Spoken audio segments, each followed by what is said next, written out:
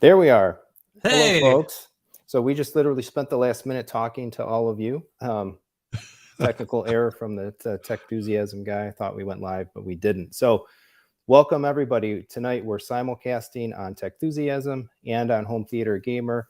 Got an awesome panel here, and we're going to be talking about video games, video gaming platforms with regards to home theater, playing games in premium audio and video systems, integrating dedicated theater rooms, projectors too, some of the pros and cons and considerations and hassle factors and fun and awesome elements of it as well. So my name is Jeremy Pyle, of course, from Techthusiasm. I talk all kinds of home theater and some general tech as well, but definitely very focused on home theater and the dedicated room that I have and the LG G2 setup. I think we'll go into a little bit of talk about kind of what our gaming setups are as well, and a little bit of gaming history and pedigree.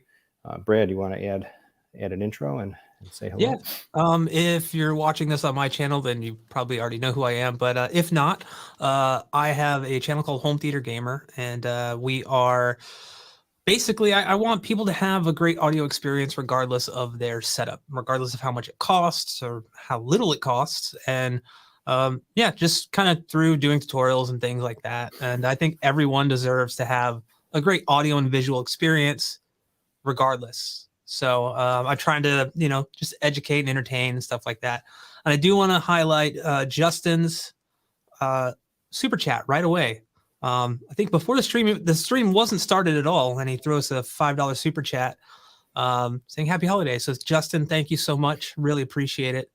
And for anyone watching, super chats are not required, but are much appreciated. So if you want to throw us a super chat, it'd be super awesome. Everything is super now. And yeah, but yeah, ask your questions away. I posted a little thing in the front there. If you have a question anytime during the live stream, put a big capital Q right in the front of it and then ask away. And that way we can kind of mark them as they come in. We're going to maybe answer some throughout the live stream, but a lot of those questions will be taken at the end and answered at the end. So I just want to put that out there. And Taurus, you want to introduce yourself to the good, fine folks watching? Absolutely. Well, first of all, I want to say thank you guys for having me back on. It is fantastic spending time with you guys. I had such a great time the last time we did this. So I was really excited to see that I got another invitation. So I guess I did something okay on that last. Well, we talk about you a lot behind the scenes, a lot. We were like that guy. That guy. Well, for those that don't know me, I am Taurus, and I host a podcast called The Fun Waste of Time with about 4 other guys. And we're basically enthusiasts of a lot of different things: movies, TV, video games. I'm a big home theater enthusiast, as well as Brad. And those are the types of things that we actually talk about on the show. We talk shop about a lot of fun things. Being at the age that we are, I'm probably one of the oldest besides one other guy. It's important at this age to have hobbies when you have obligations like family and work and other things that you have to take care of. So fellas and I try to make time to get together to talk about some of those things. And that's actually how Brad and I became really good friends. Brad was a big gamer. I was too. I like to promote big sound, big screens when it comes to gaming. And Brad is all about big sound, but he's got that TV that he's getting an amazing experience on too. But, that's how he and I became close. And Jeremy actually reached out to me when we were doing tours of different people's theaters. And Jeremy reached out and we clicked, and we did an episode on our channel on his theater. And he actually was one of the guests when I was doing mine. And I really appreciated having him there for that. So these are just some fantastic guys. I'm so excited to be here with them. Yeah, I don't think people realize how, I've definitely learned, particularly this year, just how kind of networked the whole creator community is. And it's full of fantastic people that are friends behind the scenes, at different levels of collaboration. And, always so many people willing to chat and help and share ideas. And today, Brad clued me into a few things about YouTube that that I wasn't quite aware of. Made some significant changes in the channel today, actually. All back end stuff, like stuff that you don't necessarily see, but can make a difference, and it's crazy. So maybe that's a stream we do for if we ever start a Patreon or something. Yeah, right. People want to know. Let's dive into our analytics. Yeah. So let's talk some gaming. Why don't we start with like go around the room a little bit here and talk about, you know, where do you game? How do you like to game? What platforms kind of do you have? And we'll move into some particulars from there. Taurus, you want to start? Sure. Well, like I said, I am a big home theater gamer. I love gaming in my theater. And for those that aren't familiar with my setup, I'll give you just a bit of details about it. I've got a 165-inch diagonal Stewart screen with a JVC NX9 and a Lumagen Radiance Pro video processor in my chain. And I got to tell you, the one big benefit of my theater is having that Lumagen. Because what the Lumagen does is I have a 235 scope screen, and the Lumagen allows me to play all of my games on all of that real estate on that screen. Even if it's a 16:9 game, it is filling that screen, and it's filling it like it's a big, beautiful TV. Mm-hmm. So for me, there's no better experience than sitting in your own dedicated room with the large screen and a great immersive surround sound cinematic experience as you're playing your games. So that's what's important to me. My audio setup is a 7.2 with 6 subwoofers, .4 Dolby Atmos heights.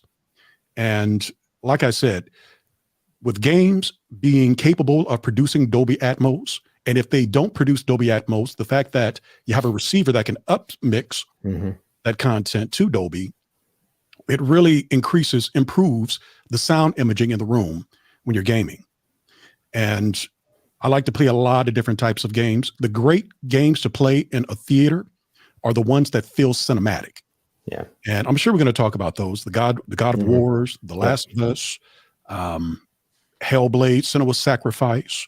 Those are the kind of games that Brad may disagree with me. While I love having 60 frames per second, if it's a cinematic game like that and there's a quality mode, sometimes it's okay going to that quality mode. Believe me, guys, I love 60 frames per second. I'm all there.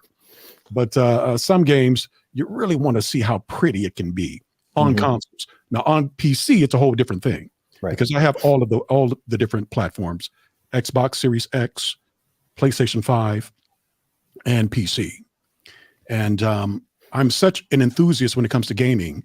I have a lot of different rooms in my home that I have about maybe 8 PlayStation 5s and 8 Xbox Series X's throughout the house. So if I ever host a show or host an event, I can have some friends over at the house. Everybody can have their own real estate at their own gaming station, and we can just have a great time playing with one another.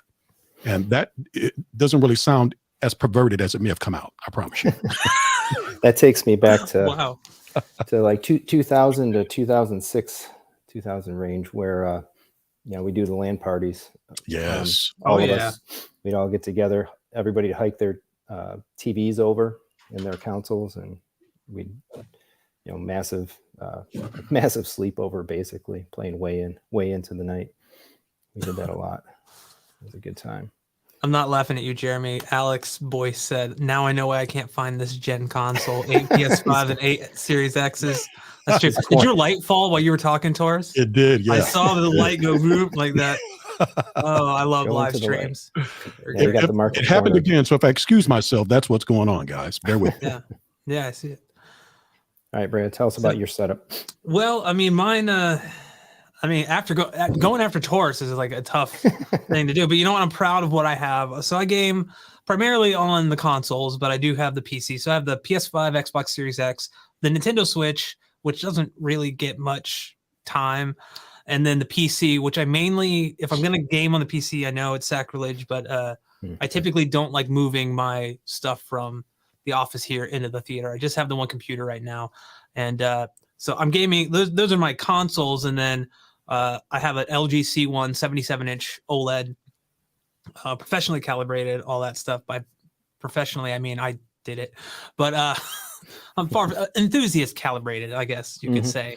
And in terms of like surround sound, I'm basically running 4 subwoofers in my room, using a mini DSP, and I'm doing a 5.1.2 setup right now. So 2 Atmos speakers, 5 bed layers.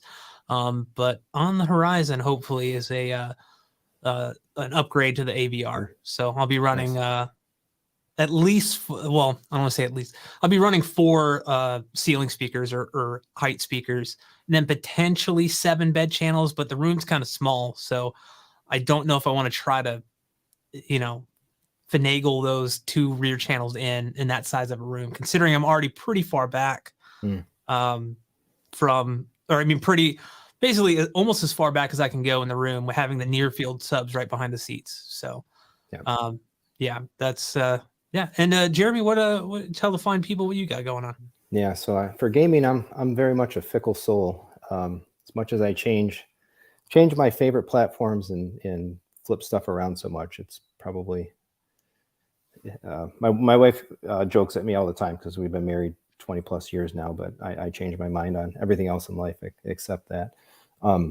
So I've got the 2 zones. I've got the dedicated theater room, 163-inch scope projection setup, JVC NX7 projector, 724 audio system, Focal Anthem Parasound, Arundel sound subwoofers.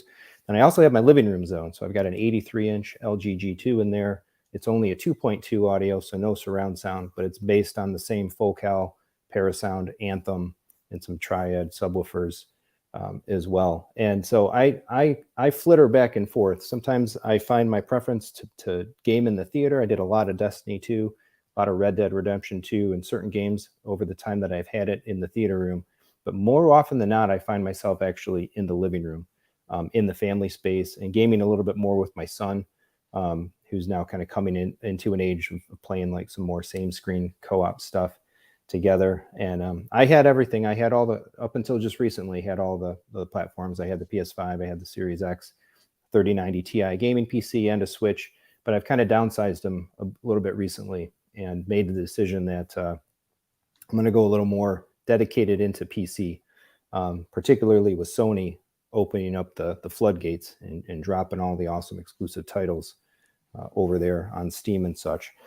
So I sold off the Series X, I sold off my PS5, and basically down to the PC and the Switch. I've thought about eliminating the Switch as well, but I find that when the PC acts up and doesn't work, it's nice to have a fallback platform, particularly if the kids have friends over and they just want to play some 4-player whatever. And kind of like the family fun stuff, the family fun factor with younger kids on a Nintendo platform is like too much, it can't be understated, I guess.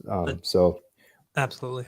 We also do game a little bit on our Apple TV. I subscribe to Apple One, so we have Apple Arcade, and there's some really, really cool content there, especially for either quick pick up and play, and younger fare. Sneaky Sasquatch is a game in particular.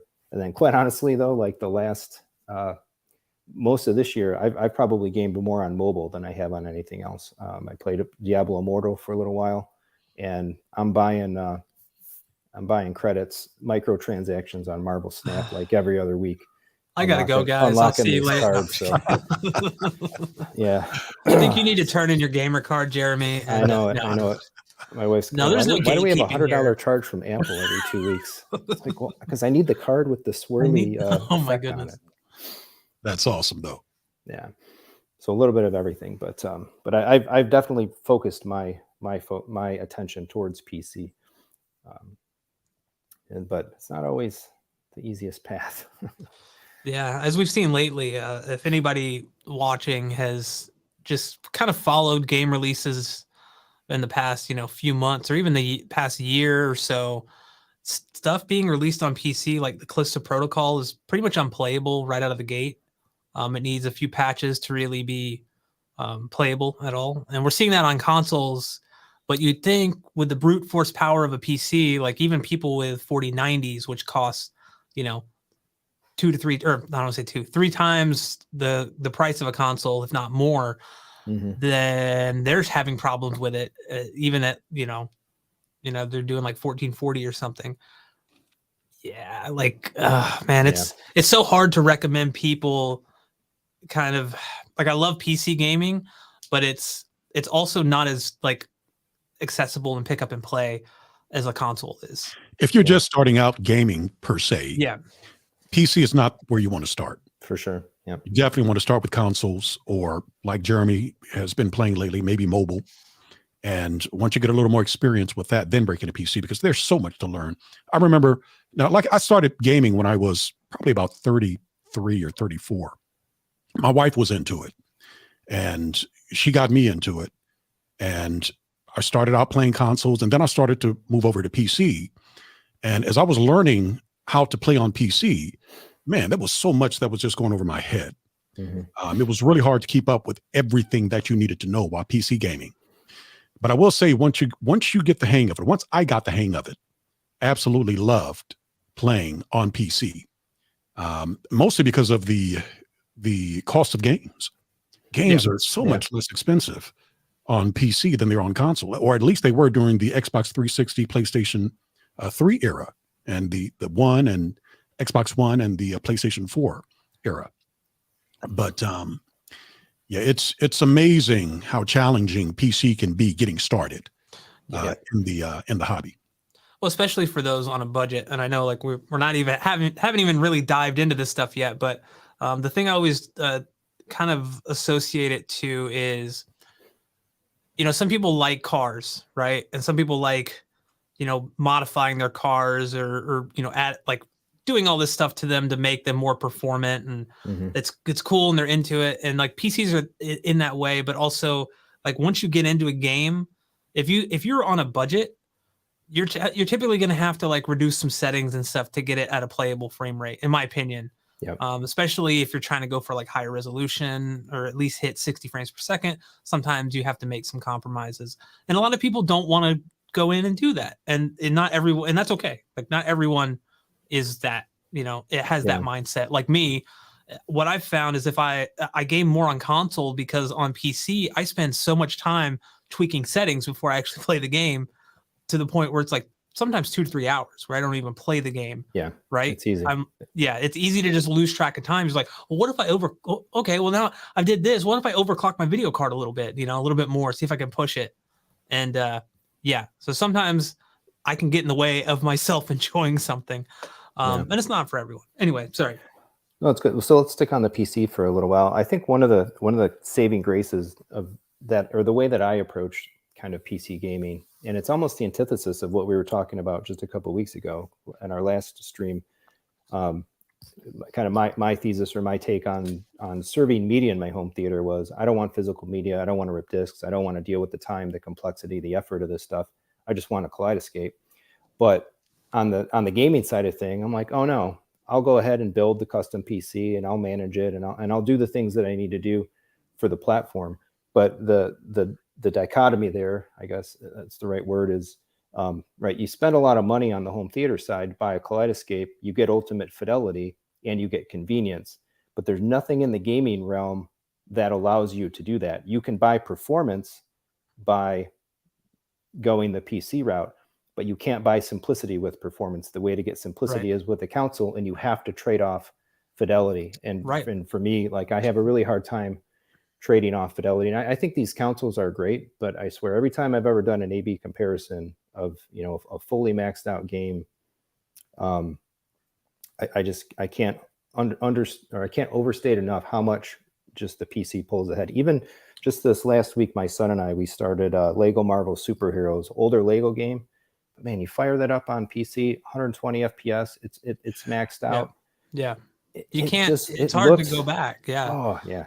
I mean, what I will say, since we're talking about PC gaming, what I've always found, and I'm kind of a more recent entry point over the past like 2 or 3 years into PC gaming. There was about a 10 to 15 year period where I was console exclusive, and then I got the opportunity to get back into it. Everyone seems to want to run their games at ultra, which in my opinion, ultra's kind of like, it's great for screenshots, but for actually playing the game, between high and ultra, there's, in most games anyway, I'm not saying every game, there's the differences are so minor that you have to be so keen-eyed to look at it or to see it, and you have to be standing like completely still. So like, you know, in a game with fast motion and stuff, you know, so that kind of goes back though to like the whole simplicity thing. So like, you think you could just put the game on high and it's good. Well, unfortunately, like you still might need to tweak some stuff, especially with like don't get me started on ray tracing and the cost of ray tracing and stuff. Like, you're gonna spend a lot of money to get high performance with ray tracing these days. Yeah, when ray tracing first became a thing on the podcast, Brad would bring it up a lot. So for a year, that was the word of the year for everybody on the podcast because of Brad. Ray tracing. Does it have ray tracing? It's beautiful, though. It can be beautiful. I'm just saying, it's the future. You don't have to agree. That's true. Very true. Very true.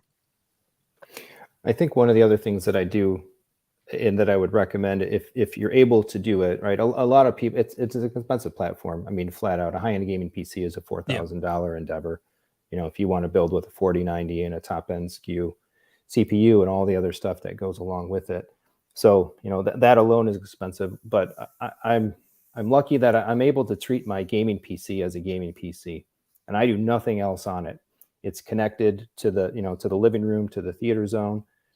It's got the thinnest install of Windows that I can put on it. There is nothing extra loaded on that. It's not used for any other applications. It's not used for any desktop things. It's not used for any file stuff. It is like, bare bones Windows install plus Steam plus drivers, and kept up to date and just as clean and simple as possible. And I think that goes a long way to making it a little bit more, perhaps reliable.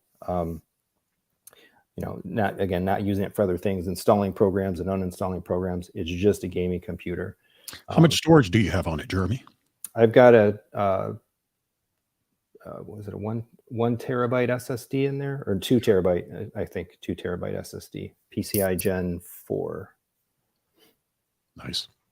So yeah, can hold quite a bit of games. The other thing that I think is just phenomenal, I can't wait till this comes to broader, is a little while back, of course, Steam, they launched the Steam Deck, and the Steam Deck UI, I've been jonesing for the Deck UI on desktop, because the ability to boot into something that's, developed, supported, off the shelf, and controller capable to basically consoleify the PC. I finally, just this last week, loaded up one of the latest Steam beta, which turns like the big picture desktop mode, which I don't think is historically very nice, but it turns it into the Deck UI. And man, I'm going to make some videos about that on the channel coming up, but it is just phenomenal. And so I'm envisioning a next step for my PC where ultimately this Deck UI will become big picture mode. And I want to get like a kind of a remote clicker for the PC, like $35 on Amazon. You can buy a little PCIe card that slips in, and you get a little RF device. You wire in the internal power connections to it. So, I could sit in the living room, click the clicker, PC boots up fresh and clean, and boots right into Steam big picture mode using the Deck UI. And I had the closest thing. That's about the closest thing as you could possibly get to a console. And then when you're done, right, or when I'm done with it, shut it down, not put it to sleep, because I have noticed some other problems. And so this is one of the biggest issues, I think, or the considerations with PC as well, particularly in a home theater environment, is integration troubles. And when you're not sitting at the computer, at the desk with the mouse and keyboard and all that stuff right there, as soon as you have some trouble, it's, I think, multiplied in terms of if it's frustration factor and all of that. And I've noticed some things on like the computer where, connected to the LG G2, it's supposed to do real NVIDIA G-Sync. And when the computer wakes up from sleep, you get HDMI VRR. Doesn't like the G-Sync up. You reboot the computer, you always get the G-Sync. So certain stuff, it's all those kind of flaky elements. I know, Taurus, you've got the projector set up. Have you encountered anything when using a computer or trying to game on a PC in your theater space, particularly with the projector and all that? Have you encountered any pain points or frustrations? The biggest pain point, Brad and I actually experienced this the last time we played on PC, is the controller connection to the dongle on the PC. Now, my PC is in the theater, and it's only, I will say, maybe about 8 to 10 feet away from the actual dongle. But as of late, I don't know if Microsoft dropped a firmware that messed up the connection between the controller and the dongle, but it keeps dropping the connection. And it's something that just recently started, because in the past, I've been gaming in my theater for years on PC, and I've never really had an issue with a connection on the controller. Brad can attest to that, because we've been, at least the last 2 years or so, Brad, we've been playing co-op. Am I right? Yeah. And we've never really experienced that issue until recently. Yeah, you've run into I think you've run into issues where you've had to reboot your PC before we even start, because like your Lumagen or whatever, I can't remember exactly, but the audio is not being transmitted or picked up properly, right? Like, and a reboot typically fixes it. And I honestly, Taurus's system is much more complex than mine, so he's got a lot more things going on than I do. So I'm like, oh, well, what about this? What about that? But yeah, the controller thing is strange. And I still think, so for those that don't know, Taurus has a rack mounted PC, right? Like it's in a rack, and it's behind the glass window, right? Yes, in your kind of the space where you have all your components. So like there's a lot of like it might be some type of like electromagnetic interference or something like that. Suddenly, I don't know. The thing is, it's only happened recently, so it's either that's what's just making me think that it's probably something that maybe Microsoft did in an update. It kind of threw things off, because prior to that, I mean, the last year and 9 months we've been co-op gaming, I've never really had an issue with the controller. But pain points like that, Jeremy, happen from time to time. But for the most part, it's usually a pretty good experience. We did have an issue with the chat. Remember, Brad, we were trying to chat, and for whatever reason, it would cut out on us whenever we were talking. That was another issue that we had. Oh yeah. Trying to go through the controller to to utilize the Xbox chat on PC, and there was an issue there. And once we actually went to Discord, it actually started to get better. So I got to give credit to Discord and Xbox integrating that into its platform. But it's far from kind of smooth things out. You're right. It's far from easy to set up. Because you have to like start it on your phone, join on your phone, transfer to your Xbox. Most of the time, I just leave it on my phone and plug my headset up to the phone, just because it's like I find it. But now you're adding, another level of complexity that, with the consoles, it's just kind of like your party chat on either the PlayStation or Xbox. It's simple, but it works. Unless you're Taurus and you like to just blare your games at like max volume, and you hear every little thing in the background. Hey, I can't put a headset on in a theater. It just doesn't feel good. I want that immersion all around. Immersion. Yeah, I'll concur on the controller stuff. I feel like since about midsummer, somebody at Microsoft threw some market bugs out in the controller support, because it's been dismal. And I think for us, we've got a couple of the newer style Series X controllers, and I've got two Series 2 Elites, and the Elites are more reliable than the Series controllers are. The Series controllers, they drop just ridiculously. And we find the Elites to be more stable. They're not flawless, but they are more stable, to the point where I'm almost ready to just buy like 2 more Elites and just have 4 Elite Series 2 controllers and let the base controllers go. I like the Elites better anyway. I've not tried that, Jeremy. I may just do that. See if the Elite controller works a little bit better in the theater. You guys want to buy me one? Yeah, I got you, buddy. I got you. Christmas. Hey, there we go. You already gave me a Christmas. Hey, you can configure them in the I forget what they call it now. They have their online controller thing where you can set the colors and the specific style of the buttons and all that. They have the Elites in there now. And what I find is I like to turn down the little light on the Xbox icon in the middle of the controller. When you're in a dark room, that can be so distracting, looking down and seeing that. Yep. So turning that down actually is a big benefit. Yeah, the biggest thing with like the LG C1s, and Jeremy can probably attest to this, is the thing is kind of like a mirror, because he's got the G2. So you could, I mean, there's reflectivity is like, there's no screen diffusion or any type of, it's really bad. So like if any type of light hits it, or like, sometimes I'll have my phone and my other, like my empty theater seat, and then I'll get a text message and I'll see it, like if it's a dark scene in a game or something, I'm like, so yeah, turning like that down. I mean, I'm so glad like we're past the days of like where you have to put, you know, electrical tape over it to get the to block all the light out.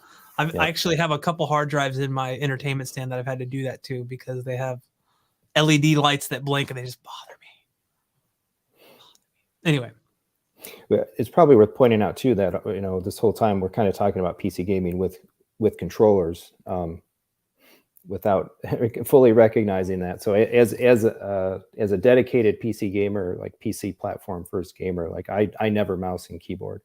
I'm playing in the theater, in the living room, television, projector, and I'm controller. I'm tripping all the over way. myself walking sometimes. Trying to actually use a keyboard and mouse is not happening with me. Yeah. Well, I think especially when you're playing non-competitively, a keyboard and mouse, like some people prefer it, and that's totally like understandable. It all comes down to personal preference. You definitely lose out on accuracy with a controller, but I grew up playing predominantly with a controller, so I could do everything else with a keyboard and mouse, you know, edit videos, whatever. But as soon as I'm in a game that doesn't have a controller support, I'm like, wait, what? Huh? Where's the vibration? I don't feel anything. It's so funny. Yeah. It's one of the when I made more of my migration back to one of my waves of migrations from PC to console back to PC not that long ago. There was a stretch in time where I was playing Destiny 2 with my clan and sitting playing on my PC, actually in my office space with I have a 43-inch TV, Sony TV as a monitor there. But even there, with the mouse and keyboard in front of me, I would play with controller. And I think I'm so attuned to controller, like my Crucible performance, my PvP performance was better on PC with a controller than it was on console. And I think that has more to do with like sitting so engaged still directly there, and the 60 FPS and all the fidelity and performance benefits that come with it. But Awesome. Yep. I will recommend anybody too, if you are thinking about gaming PC in a home theater environment, you want to use a controller. Like I can't recommend Xbox controllers enough. And the fact that they actually make a dongle that uses the Xbox wireless protocols, it's not just a Bluetooth, and you get everything with that dongle, USB dongle on your computer. It's like $30 or whatever, right? You get all of the benefits of essentially an Xbox console relative to that controller. The accessories app, controller firmware updates, the voice chat works through there natively through the controller. It's just great. I love Microsoft as a gaming platform holder and manager. Just kind of the way they do a lot of stuff and how they've really tried to make the PC experience and be an Xbox experience. So I very much look forward to that. I want to highlight this question real quick while we're on the topic of PC. So Vlad asked, are PC sound cards still a thing? Are there any sound cards that output Dolby Atmos or DTSX? I was told that you can just output the audio and video from the video card. So that's actually a really good question, because when I first built a PC a while ago, a long time ago, we're talking about like 05 when Doom 3 came out. You know, I needed a sound card. I needed something to pass that audio to my speakers. Nowadays, I would say, in my personal opinion, especially if you're going to an outboard receiver that's going to handle all the processing, you're bit streaming Dolby Atmos to that and letting it do all of the audio decoding and everything. Yep. There's not much of a reason for a sound card. You're not really gaining any benefit. Now, if you listen to music or something like on your desktop and you have really nice speakers, maybe high-end speakers that you listen to music to at your computer, then you may benefit from either an internal sound card with really good DACs or some type of external solution. If you're driving just two speakers, but overall, video card handles all the audio out of the computer, along with the video most of the time. What's actually great about PC though is if you can typically separate them if your video card has enough output. So for instance, on my with my LG C1 and my receiver, I can go out to the because I'm an older receiver, I don't have any HDMI 2.1 features. I can go directly to the TV. Plus, I can also have a separate HDMI out to the receiver. So I'm sending Dolby Atmos there, but I'm getting VRR and stuff on the TV, Yep. which isn't something I can typically do. So, yeah, that's a move that I'm looking to do with my next upgrade as well. Yeah, pretty much everything nowadays it's HDMI, and if you're hooking the computer up to a TV or projector or whatever, it's all HDMI, and you've got audio and video on the same line. Yep. But right now, my PC, I've got an EVGA. No longer make video cards, unfortunately. Yeah. But there's EVGA 3090 Ti. But when I make my move to a 4090, I'm very, very specifically intending to buy an Asus model. Asus is one of, I think they are the only one now that actually puts 2 native HDMI ports on their video cards. Most of the vendors, they put 1 HDMI, and then you get like 4 display ports. Like, come on, guys, split it up, equal it out a little bit. Because I've got that PC sitting downstairs on top of my equipment rack, and so with 2 HDMI connections, I can run one to the living room TV, I can run one to the theater, and if you assume like all of the capabilities are the same, and unfortunately they're not, because one of the limitations of gaming on a projector is no projector does VRR. The newest projectors do HDMI 2.1, and if you have something like a JVC, you get HDMI 2.1 all the way up to 48 gigabit inputs. But you don't have VRR, so there's you can have like the computer kind of output to 2 monitors at the same time. But the way that I run it, or I've experimented with it in the past, is like a real quick keyboard shortcut can kind of switch you from like monitor A to monitor B. And I have a little Logitech, I think it's like a K800 or K400 touchpad, mouse pad keyboard that I can carry with me if I need to type something, or I do need some mouse control, and be able to just swap the video output to either zone. So there's some really advanced connectivity that you can do like that. And that's better than going through one source and like zone 2 outing to another, because for particularly for a PC, but almost in some cases, any of these next generation or current generation consoles now, like you don't really want to be switching or going through something else. If you've got an up-to-date display with all of the high bandwidth capabilities and VRR and all that, you're probably still asking for some trouble. Although the receivers and the preamp, like they're getting a little better, and some of the HDMI features are coming along, but there's bandwidth limitations. It's a minefield of pitfalls. I think trying to route those signals around versus just going directly in to your displays. So in my experience, we talk about PC gaming a lot, and I'll touch on like console connectivity for a moment. So I'm running an older receiver. Again, it's like the next thing to update, but unfortunately with a lot of displays, and this is my experience with this receiver. It may change when I get a new one. Using ARC or anything like that introduces additional slight like delay in the audio.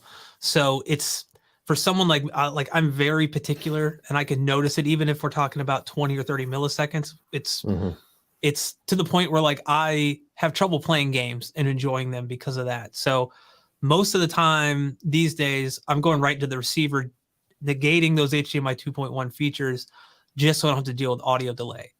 And I'm curious to see upgrading to something that has these HDMI 2.1 features, how difficult I'm going to have it when I go to route those things through it, because I've always been a fan of routing everything through the receiver, using it as an HDMI switcher, but HDMI 2.1 is kind of like complicated that in many areas, So that's just that's what I wanted to mention, because and if you have a receiver that doesn't support eARC, just ARC, you do lose out on like Dolby Atmos on the consoles or on the Xbox Series X. There's no way to get that. You need eARC for that.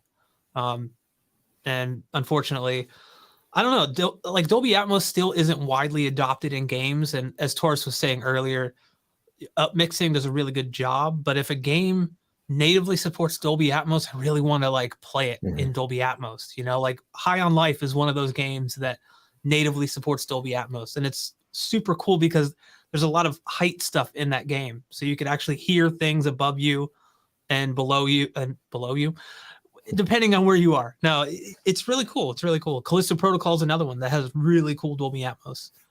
Sounds great up mix, but native Dolby Atmos, like just can't beat it.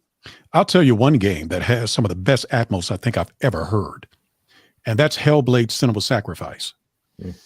The great thing about that game is she's hearing voices in her head. So there are voices popping up in a lot of different channels in your theater. A lot of different speakers are having different objects pop in and pop out. And there was a time when I'd be playing the game and I'm hearing these voices around the room, and I got to look to make sure nobody's there. I'm like, dang, did my mic come in? I'm like, yes, but if you've not played Hellblade: Cinema Sacrifice in a theater, in your theater environment, now's the time to do it because it's 4K, 60 frames per second. I think it's 1080p, 120 on the Xbox if you want to play it there. The PC specs definitely will probably be better if you get it there, but just a fantastic game with fantastic Atmos. But I agree with you on those others also, Brad. Yeah, the Atmos, like, I actually haven't played that. I didn't even know it supported Dolby Atmos. I know initially it did not. It just, everybody, I remember when it came out, they were recommending you play it with headphones because of the binaural audio, which makes sense. But I was like, surround sound, I can't, once you experience like actual speakers in your room, this is something I always like kind of tell people. It's like headphones are great if you can't be loud. If you can't listen to your system loud, you got to be quiet. They can be immersive, but there's something about sound waves moving through a room, right? There's something about pressurizing a room with bass. Like it just, there's a different energy involved. There's a physical like manifestation of energy, right? Like you can feel it. It's palpable most of the time. And I'll tell you, I have bass transducers in my seat. That was one thing that I failed to mention. With the 6 subwoofers, I have bass transducers in each seat. And you want to talk about taking the immersion to another level. Yeah. Because you really can, when I actually, I recently upgraded the stock feet on the chairs in my theater from, they were like maybe a ½ inch, really thin, plasticky, to the butt kicker isolation feet.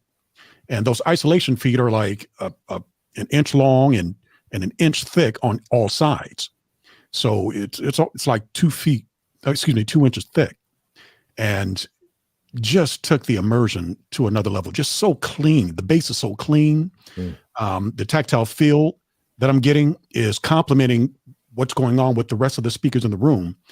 When I played a movie, I played Mad Max after I had it set up because I wanted to test it out to see how it felt. And sure enough, man, it improved the sound imaging in the room because I was able to feel that bass, that tactile bass much more cleanly. So having bass transducers and then getting the proper isolation feet on your seats can improve the immersion, can improve the LFE that you have going on in the room as well. For sure. All right. Why don't we talk PlayStation for a minute here? We've been on PC for a little while. I got way more I could say about PC, but switch up some gears. I don't know if you guys saw I noticed the rumors were flying out today, or it might have been yesterday, about the new model PS5 coming next year. And they're saying that they're basically going to decouple the disk drive. So there's going to be like a base station, and then there'll be a drive attachment. The whole form factor is going to change. And then the two you can buy them together in a kit, or you can buy, if you just want the digital edition, right, you just buy this PlayStation box. And if you ever want to add the drive to it, they like cohesively snap together. I don't know if that's substantiated or not. I'd seen that rumor starting to fly. It makes sense, I guess. Like Sony, instead of making 2 SKUs, they can make as many of the one thing, and then as a consumer you can choose. But I've heard that rumor as well. Yeah. And I think it does make sense in a way, because if we think about it, nothing is run off the disk after the install. Yeah. It's literally just a key that says you have the game disc, start the game. Everything else is run off the hard drive. So, I mean, I always hated the idea of going like to an all digital game library. But then I got into this generation, and someone asked me in a comment, actually it was Justin, so hey, I'd love to see your game collection. I was like, I mean, it's 99% digital now. Like, I don't have like much, if anything, on physical media anyway. But I did not see that rumor. Yeah, it's interesting. Did they say anything about updating the specs, or I would assume that I it didn't was see just that. Yeah. maybe a reduction in overall like chip size, or No, like, they how didn't big- talk about that. But typically, when they do their mid-generation refresh, they do improve the specs in some way to keep up with technology and how graphically intense these games are becoming. Right. I'll be honest. Usually, Yeah, go ahead. Go ahead. yeah, usually the mid-generation refresh, they're going to improve the specs in some way. But what's cool about what the rumor is they've already got the PlayStation 5 digital edition going on right now. And I actually chose to go the digital route with most of the consoles that I have in my home. I do have some disc versions, but I mostly got digital throughout the house because I am, like we talked about on the last episode with Kaleidescape, I am not a fan of physical media. Yeah. So my whole collection, since the Xbox 360 days and the PlayStation 3 days, if I could have my collection digitally, I absolutely did that. And you know what the benefit of doing that was? I still have those games in my digital library to this day. Yep. Most of them that I bought digitally during those generations, I still have access to those. One game that I typically go back to fairly regularly because I'm a big basketball fan is NBA Jam. I love playing NBA Jam. Man. And from time to time, I'll just jump in on the 360 because I bought it digitally all those years ago. Yep. So that's one of the benefits of having that digital library. And it's like what Jeremy and I were talking about with Kaleidescape. Even though you may not have those games loaded up on your system, on your hard drive, you still own those games and you can access them at any time. So that's the benefit, in my opinion, of going all digital. Now, there are some guys that enjoy collecting physical media. Once again, I bring up our buddy Jason from the podcast. Jason he's a collector. He's a retro collector. So he loves having physical media. And, you have to respect that. Some people are into that. Yeah. But I just don't want to have to find places around my home to set up shelves to place these hard physical copies around my room. So, yeah, I've been all digital since whenever that phase of the 360 generation era made the switch. I haven't bought a physical game since sometime back then on any platform. The only time I bought a physical game is when I was buying my PlayStation 5s. And they forced you to get those bundles. Oh, yeah. GameStop was notorious for that. Yeah. Like, I don't need this. What's the one? Little Big Planet. Oh yeah. I'm Little gonna play Big this. Planet. Like, okay. I had to buy Dark Souls, knowing that I like to play on fun mode. For those that don't know, fun mode among the Fun Weeks of Time fellas means we're playing on easy mode.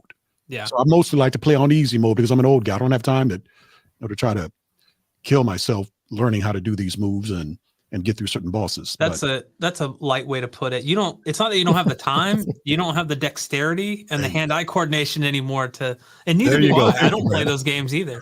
What I will say, we talked a little bit about mid-gen refreshes, and I'm probably in the minority here, but I don't want mid-gen refreshes this cycle. I don't either. They can't figure out how to optimize for the current gen as it is. Like we get so many, Digital Foundry released this article saying 30 frames per second is going to become the norm going forward. I hope not, because I would rather take something at 1440p instead of 4K, because someone mentioned in the comments earlier that, with temporal upscaling and stuff like DLSS and AMD's FSR, which is kind of like open, like it can be used on any video card, consoles included. We don't need to render at native resolution anymore. We can get a really nice 4K like image, rendering the game at 1080p, and then using that type of technology to upscale it to 4K. But I just think that if they were to introduce mid-gen refreshes, it would complicate things even further, because we have, a lot of companies still, the user base of the old consoles, the Xbox One and the PS4 is so large. They don't want to stop making games for those, because those are money makers, right? But something needs to give. If now we have, that'll be a total of 6 platforms plus PC to try to get it performing its best. And it's like, we can't even get the ones that we have now. Yeah. There needs to be a cutoff. There does need to be a cutoff. And we've been hearing a lot lately about how these developers are complaining about having to develop for the Xbox Series S. Yeah. And that's a current generation console. Less powered, of course, but a lot of developers feel as if some of these less powerful consoles are kind of holding back what this generation of games can do. And it makes a lot of sense. Yeah. I'll take the opposite tack. I would, what it would take for me to want to be a console gamer and get rid of the PC is I would take a new console every 2 years, honestly, at least every 3. I would be happy with that.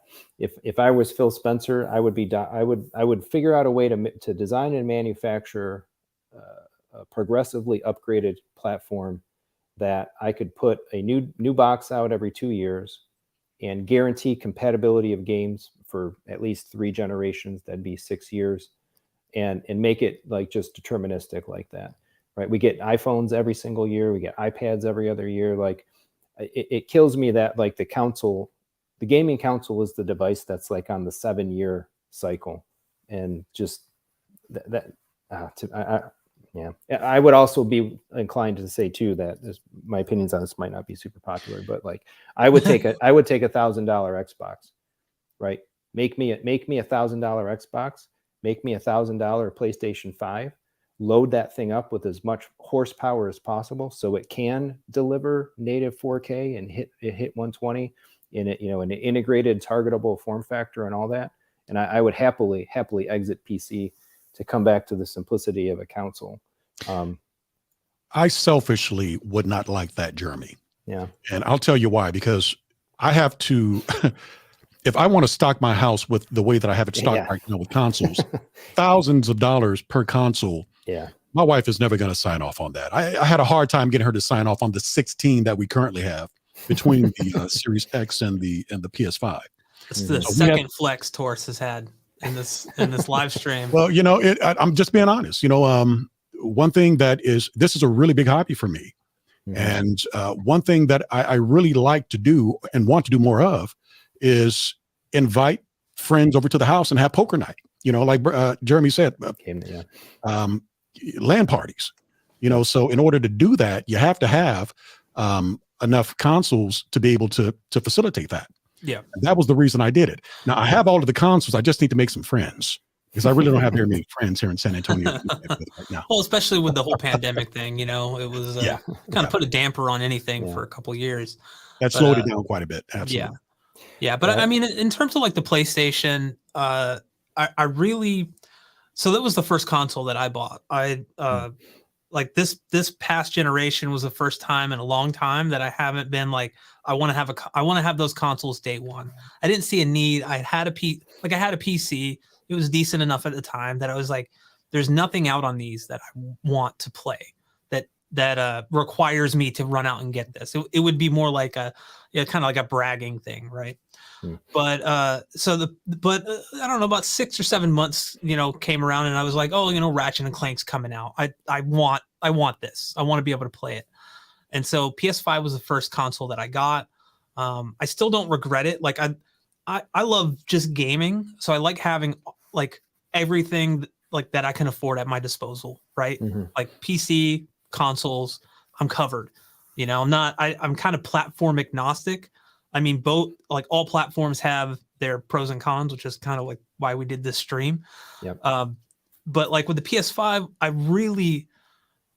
really enjoy like the overall, like kind of setup of the overall like usability of the dashboard or whatever you call it. I don't know, the game bar, something.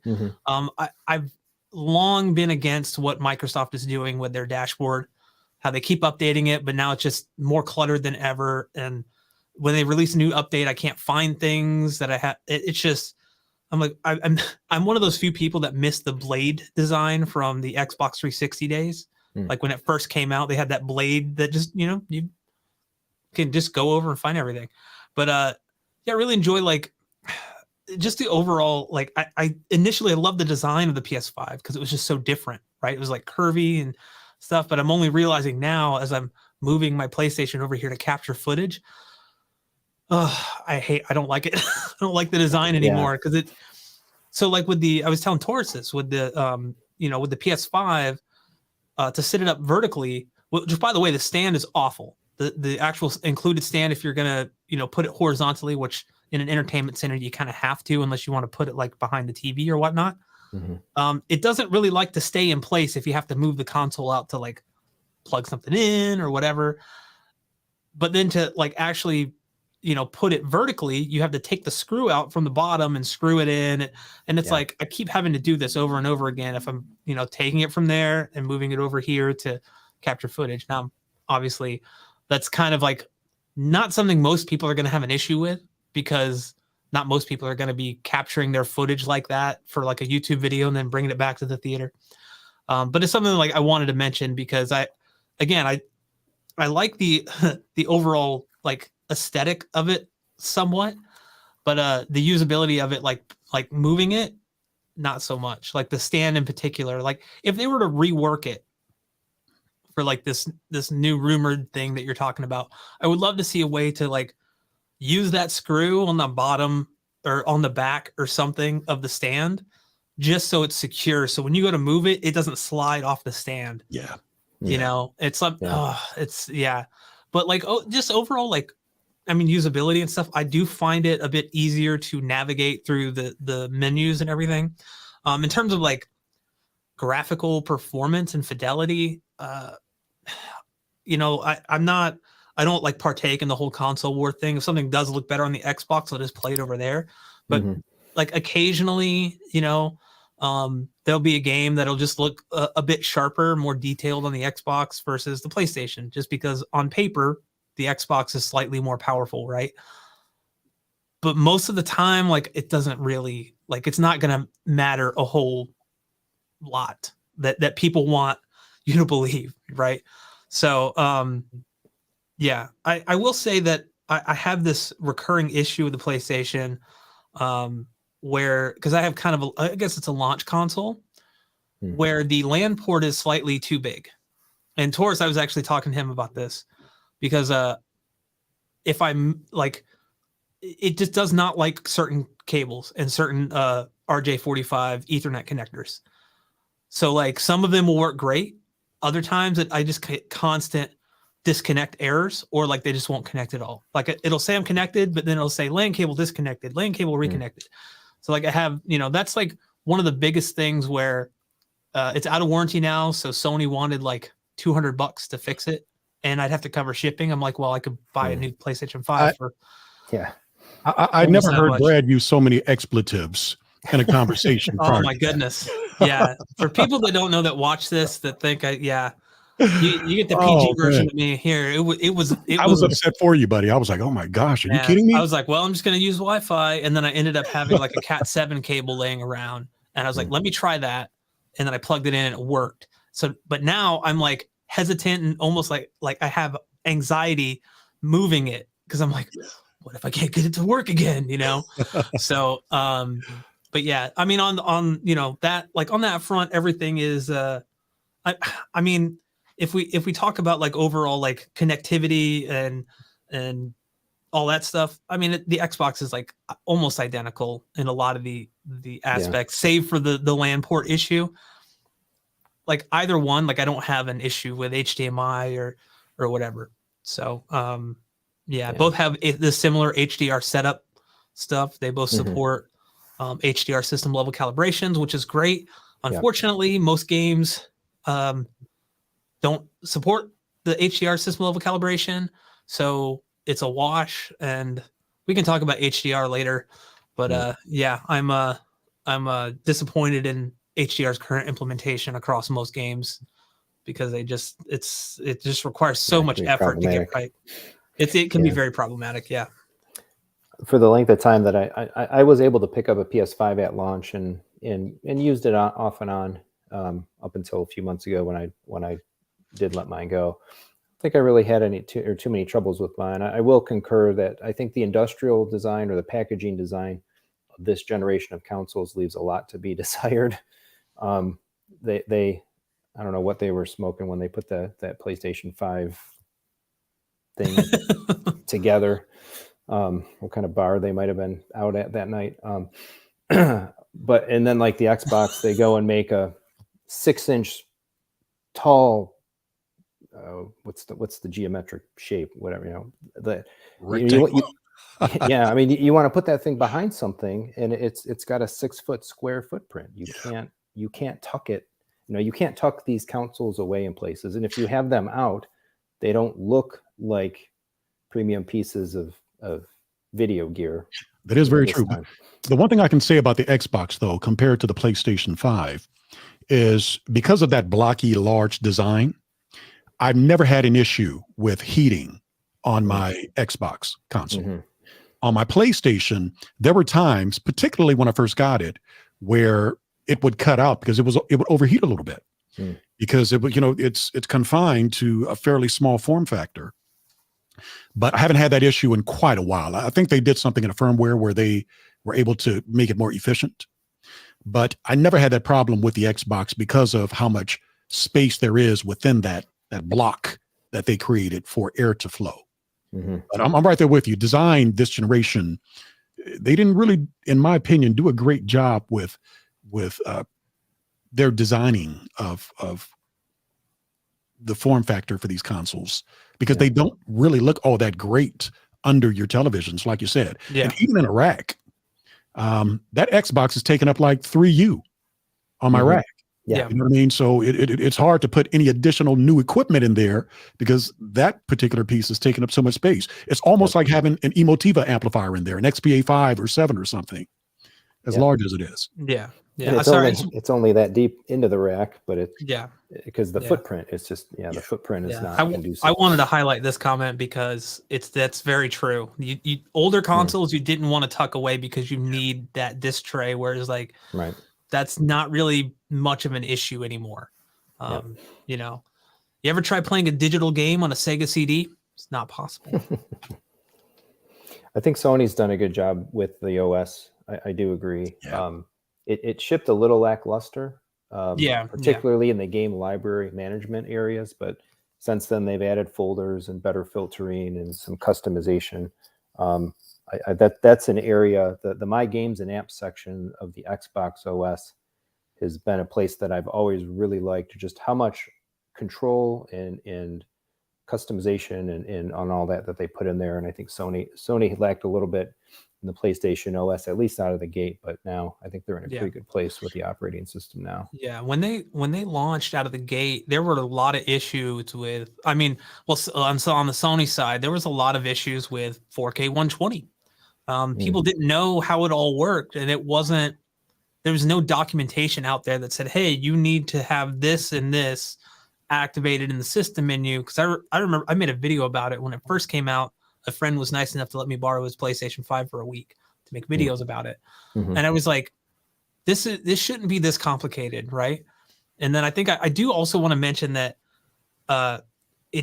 with Sony to implement certain features, it takes them forever. They are very resistant to change. And a lot of people have been asking for 1440p support for a long time. Some people like to, I know this is a home theater centric thing, but some people do like to use their consoles on computer monitors, like 1440p monitors. And it was only through so much complaining and so many free feature requests that's what we got, right? Finally, we get a 1440p update. And then they finally added VRR support, which wasn't there at launch. It took them like almost 2 years to implement VRR, or something like a year and a half, something like that. And then it works. It's great. But like now with 1440p, we don't actually have VRR support with that resolution. So it's like, okay, well, the 1440p owners are out again if you play on a computer monitor. So come on, Sony, like Xbox has supported 4K 120 VRR, like FreeSync open forum VRR since a long time. They've supported 1440p for a long time. And says, I don't know why, it's just a feature set that like just should be there by default, but it isn't. Well, Sony is the type of company that doesn't do things, and when it does it kicking and screaming. And that's why I think competition is so good in that market. That's why I think having Xbox there doing things with Game Pass and forcing Sony to be able to create their own platform to compete with it and constantly improve it in order to get it to compete. One thing that Sony went kicking and screaming and added was crossplay. They didn't want to add crossplay. Yeah. And even to this day, they actually charge developers a fee to add crossplay on the PlayStation platform if they want to use it in their game. So they've always been the type to do things kicking and screaming. As a matter of fact, I think Phil Spencer recently put a comment out because of the whole Activision Blizzard deal and Sony being objectifying to it so much. He stated that Sony wanted to keep Microsoft small. Sony wants to keep its dominance by keeping Microsoft small. And that's pretty much the mentality of how I feel they run their platform. But I will say they have innovated in a lot of ways too. And one way that they've innovated is with their UI. One feature that I love on the PlayStation 5, I've used it a few times. Brad and I actually just used it recently. Brad and I, we decided we wanted to hang out one night, and I didn't want to play anything. And he was playing God of War Ragnarok. And so he called me up. He was like, hey man, he sent me a text actually. Hey, if you want to jump in and hang out, I'm playing God of War. We can do the screen share and, just jump on the chat and just hang out. And sure enough, man, we were just sitting there talking and just having a great time. And he was playing God of War, showing me some things that you could do in the game. I'd already finished it by that point, but it was a really cool thing to do. Nice. And there's also a feature within screen share. Microsoft actually has it now too, where you co-piloting, I think they call it. Yep.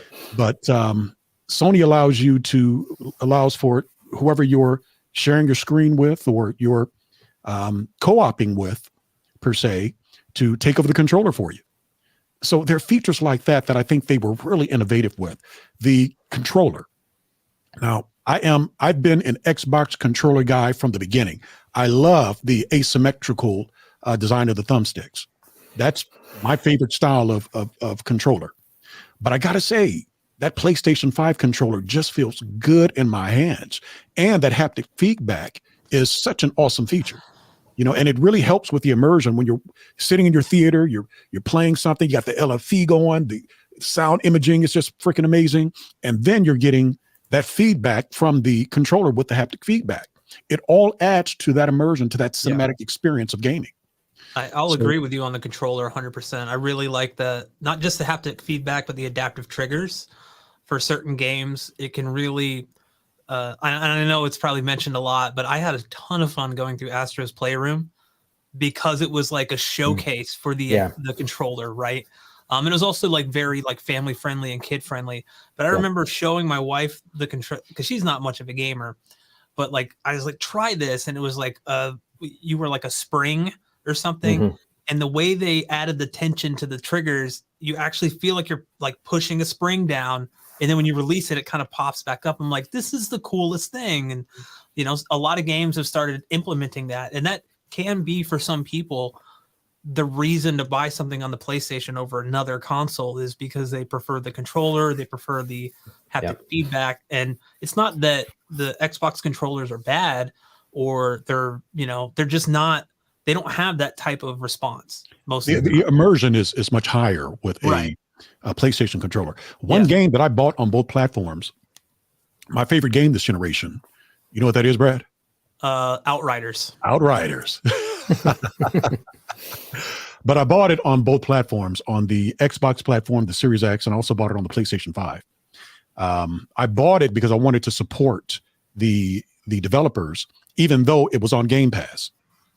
But I preferred to play it on PlayStation because of the haptic feedback and the adaptive triggers, because it added an additional level of immersion. I finished it on Xbox a couple of times, and I still play it to this day on the PlayStation 5 because of the haptic feedback and the adaptive triggers and that type of thing. But like I said, PlayStation has innovated in a lot of areas, but when they don't want to do something, you have to get them to do it kicking and screaming. Yeah. Yeah. I'm happy to see they finally are dropping their own first party, Elite as well. That's pretty cool. Yeah. I'll be interested to check that out if it's affordable. I want to spend $150 on a controller. So talking about the PS5 still though, there's one area that I think that they could use a massive overhaul, and that is I just actually experienced this, so it frustrated me to no end. So the way their store is set up, it really makes there's issues when a game has like an update. So like the Witcher 3 next gen update came out, right? And I was talking to the guys about this prior to starting because I was like, it's just frustrating how this works. So like I had the PS4 version downloaded. It updates to version 4.0, which is like the latest update. And I'm like, okay, cool. Well, the problem is it's still a PS4 version. To actually get the PS5 version, you have to go to the store, access that PS5 version, which can sometimes be a little hard to find, and then buy it for free, even though, it's a free update. So you have to confirm your purchase, download it. And then I'm like, okay. So then I'm like, well, just delete the old PS4 version. While I boot the game up, it's not recognizing the PS4 saves. And I'm like, crap. Okay, now I got to download the PS4 version again. So I downloaded that again. Had to go through the whole thing of, updating your cloud saves or whatever, because I have like most of my hours on the PS4 version. Mm-hmm. And then I was like, okay, I'm good. It's in the cloud. And I'm talking about the GOG cloud. That's how you can do the cross saves within The Witcher now. And so like I boot the game back up and I go to load the saves, like, you don't have these expansions installed. I'm like, what are you talking about? So I then had to go back to the store and get the both the expansions, which were also updated, the PS4. So I had to re-download those. And it's like all of this stuff. Whereas like I also have the game on the Xbox One, or the Xbox Series X, sorry. So I got the free update there. And with their smart delivery stuff, it literally like, not only did it just update everything, I didn't have to worry about it. It actually recognized my old saves from the Xbox backwards compatible version. So like literally all of that stuff I went through on the Sony platform, I didn't have to go through on the Microsoft platform. Again, this isn't like a console war thing. It's just like I want to see them update it where like we don't have to deal with that. Like it shouldn't be that confusing for the end user to just like work. That's it. I think you can tell, some elements of difference between Sony and Microsoft, PlayStation, Xbox, because of the kind of company that Microsoft is, a platform company, an OS company, and Sony is more traditionally a hardware company. Yeah. And so you get different ramifications to that in terms of the way they do things and how they go about development and that. So I guess speaking of the Xbox, any considerations or likes, dislikes, strengths, weaknesses of the Xbox platform in a home theater? So I mean, it has some strengths in that it does support Dolby Atmos. Yeah. So that's kind of it depends who you ask. To me, it's kind of a big deal, but we need more games that actively have native Atmos support. Same with Dolby Vision support. Like the Xbox does support Dolby Vision for gaming. The PlayStation supports neither. Apparently, the PlayStation does support DTS:X or may at some point, but we've never gotten anything.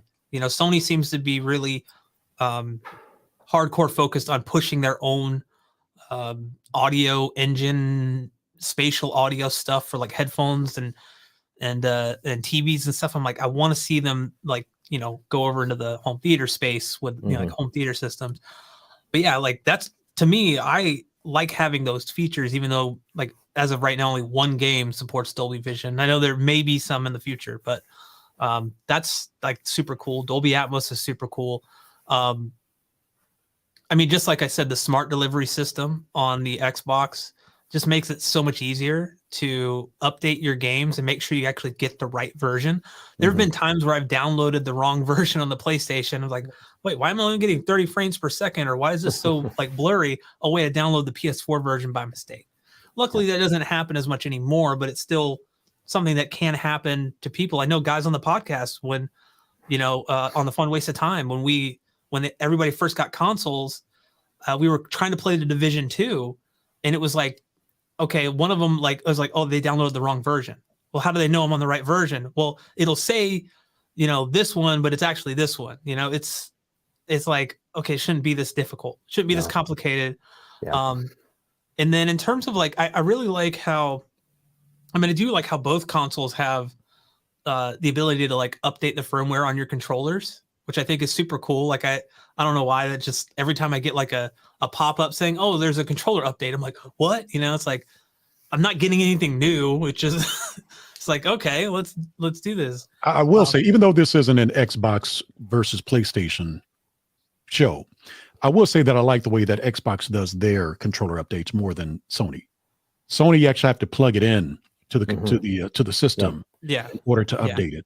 While But I love Xbox, it's done. Yeah, I love that message that the Xbox gives you: do not move the controller. Like you're like, if something were to go wrong, it's like this message will self-destruct in 10 seconds or something. But yeah, in terms of that, like I think that's really cool. I love as much as I'm not a huge fan of the interface on the Xbox, I really do like how the game, like where you access all your installed games. I really like how that's set up. Yep. And I don't think we actually touched on this on the PlayStation, but I'll just touch on it real quick. So technically, on paper at least, the Xbox has an easier way of upgrading the storage because you just buy the card, you plug it in, you're done.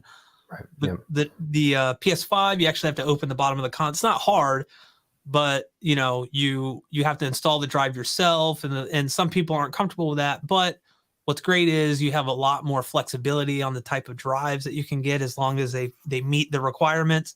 You're not limited to just the proprietary technology that they tell you to use. Whereas like the Xbox, it's like, okay, you want a terabyte? It's going to cost you. They're pretty expensive. There's a premium. It's cool to have that functionality because you can just plug something in and you're like pretty much good to go. I also find as I capture more and more footage, sometimes I'll use the Xbox internal capture and the PS5 internal capture. And I really, really like how Xbox has it set up over PlayStation. Like for those that aren't aware, like if you actually format a external drive, it can be like just a regular hard drive. It has to be USB 3.0, but you can format it to, I think, NTFS, plug it in and set that as your capture location and just capture directly to it. You can do 4K, 60, HDR right to that hard drive and then bring it into the computer. Whereas like the PlayStation, everything is captured internally and then you transfer it over to your hard drive. So it's a little more like, why can't we have this functionality where we just capture it directly? And I also find that Xbox's HDR to SDR tone mapping for capture is much better than PlayStation's. Like you just typically resolve a little bit more detail in the highlights and the dark areas. But yeah, those are some of mine. Again, I like both platforms. Like they both have their own like strengths and weaknesses. And I don't have to worry about the LAN port on the Xbox. So that's good. The right size. Right. One of the things that I've always liked about I think that Microsoft does really well, and I say this, with a family of 4, is playing individually on an Xbox is like the kind of the premier, is the best of all of them, PC included, when it comes to having multiple people and accounts and profiles and like being able to do things like, log into the system. Have all four of us have Xbox Live accounts, Microsoft accounts. All of those accounts can be logged in, and you can do that on a PlayStation as well. But everybody kind of has their own controller, right? I've got a black one, I got a white one, I got a blue one, etc. And so there's no arguing over who's going to use what or whatever. It's like, no, okay, you wanted the blue one, you chose that. That's your controller. And in the Xbox OS, you can tie controllers to profiles. So when we were using it, like it's so amazing. Like my son wants to play a game by himself. He grabs his controller, he turns the console on. The console knows that controller is his profile, and turns it on, auto logs him in. And if you have, if you're playing 4-player, and everybody's using their own controller, Overcooked or whatever, Heave-Ho, the kind of games that Heave-Ho's not on the Xbox, but 4-player same screen co-op stuff that we would do as a family. Everybody's got their own controller, everybody's logged into their account, it's all tied together. If you actually want to jump the operating system to one or the other, you just hit the Xbox button on that controller and it flips. And so when the user profiles, I had the screen was blue for me, like the background coloring, it was green for my son, purple for my daughter, red for my wife. So you always knew, like, okay, who's the active one? Because it saves, every game has, every profile, every logged in account has their own saved copy of their saved progress for every game, all individually into the accounts, and you don't have to pay extra for it. It goes, they play cloud sync the saves there automatically, and you're playing a 4-player game and everybody's on their controller, everybody's logged in, everybody gets achievements independently. It doles them out, even for things that the family does as a group, as well as the things that somebody does independently. We're playing Rocket League one time, and the one achievement popped up for my son, like whatever, drive 10 minutes on the ceiling or something. It's like, okay, now we know why we're losing the game. Just driving around on the ceiling for whatever. And then we all drove around on the ceiling to get the achievement. But I love that feature. And I think it's a really understated element of that. And I think that goes to me, like the virtue of Xbox, and some of the best elements of it are those platform features and policies and capabilities and all that. And if you have a family and you have this profile stuff set up, like the parental controls and the way that you can manage it, if you really, really want to get into locking it down or providing access to certain things on the system, kind of as the adult administrator, I think it's top notch. Let me ask you this, Jeremy. Are you invested in Game Pass for you or any of the members of the family, or I was, not using Game Pass right now? Not right now, no. I'll probably just resubscribe to the PC Game Pass, because it does make getting access to a lot of different stuff so easy. Especially if you want to just jump into something and tinker around with it. But when I sold the console, I let my live Xbox Live Ultimate lapse. Gotcha. And I haven't renewed it since then. Most of what I've played since then has just been games that I've owned on Steam, and I haven't had a reason to go re-up it just for the PC version. There's a rumor going around, and it's just a rumor right now, but I've heard it more than once, so I think there might be some validity to it in some way. There's talk that Xbox may come out with a family Game Pass plan.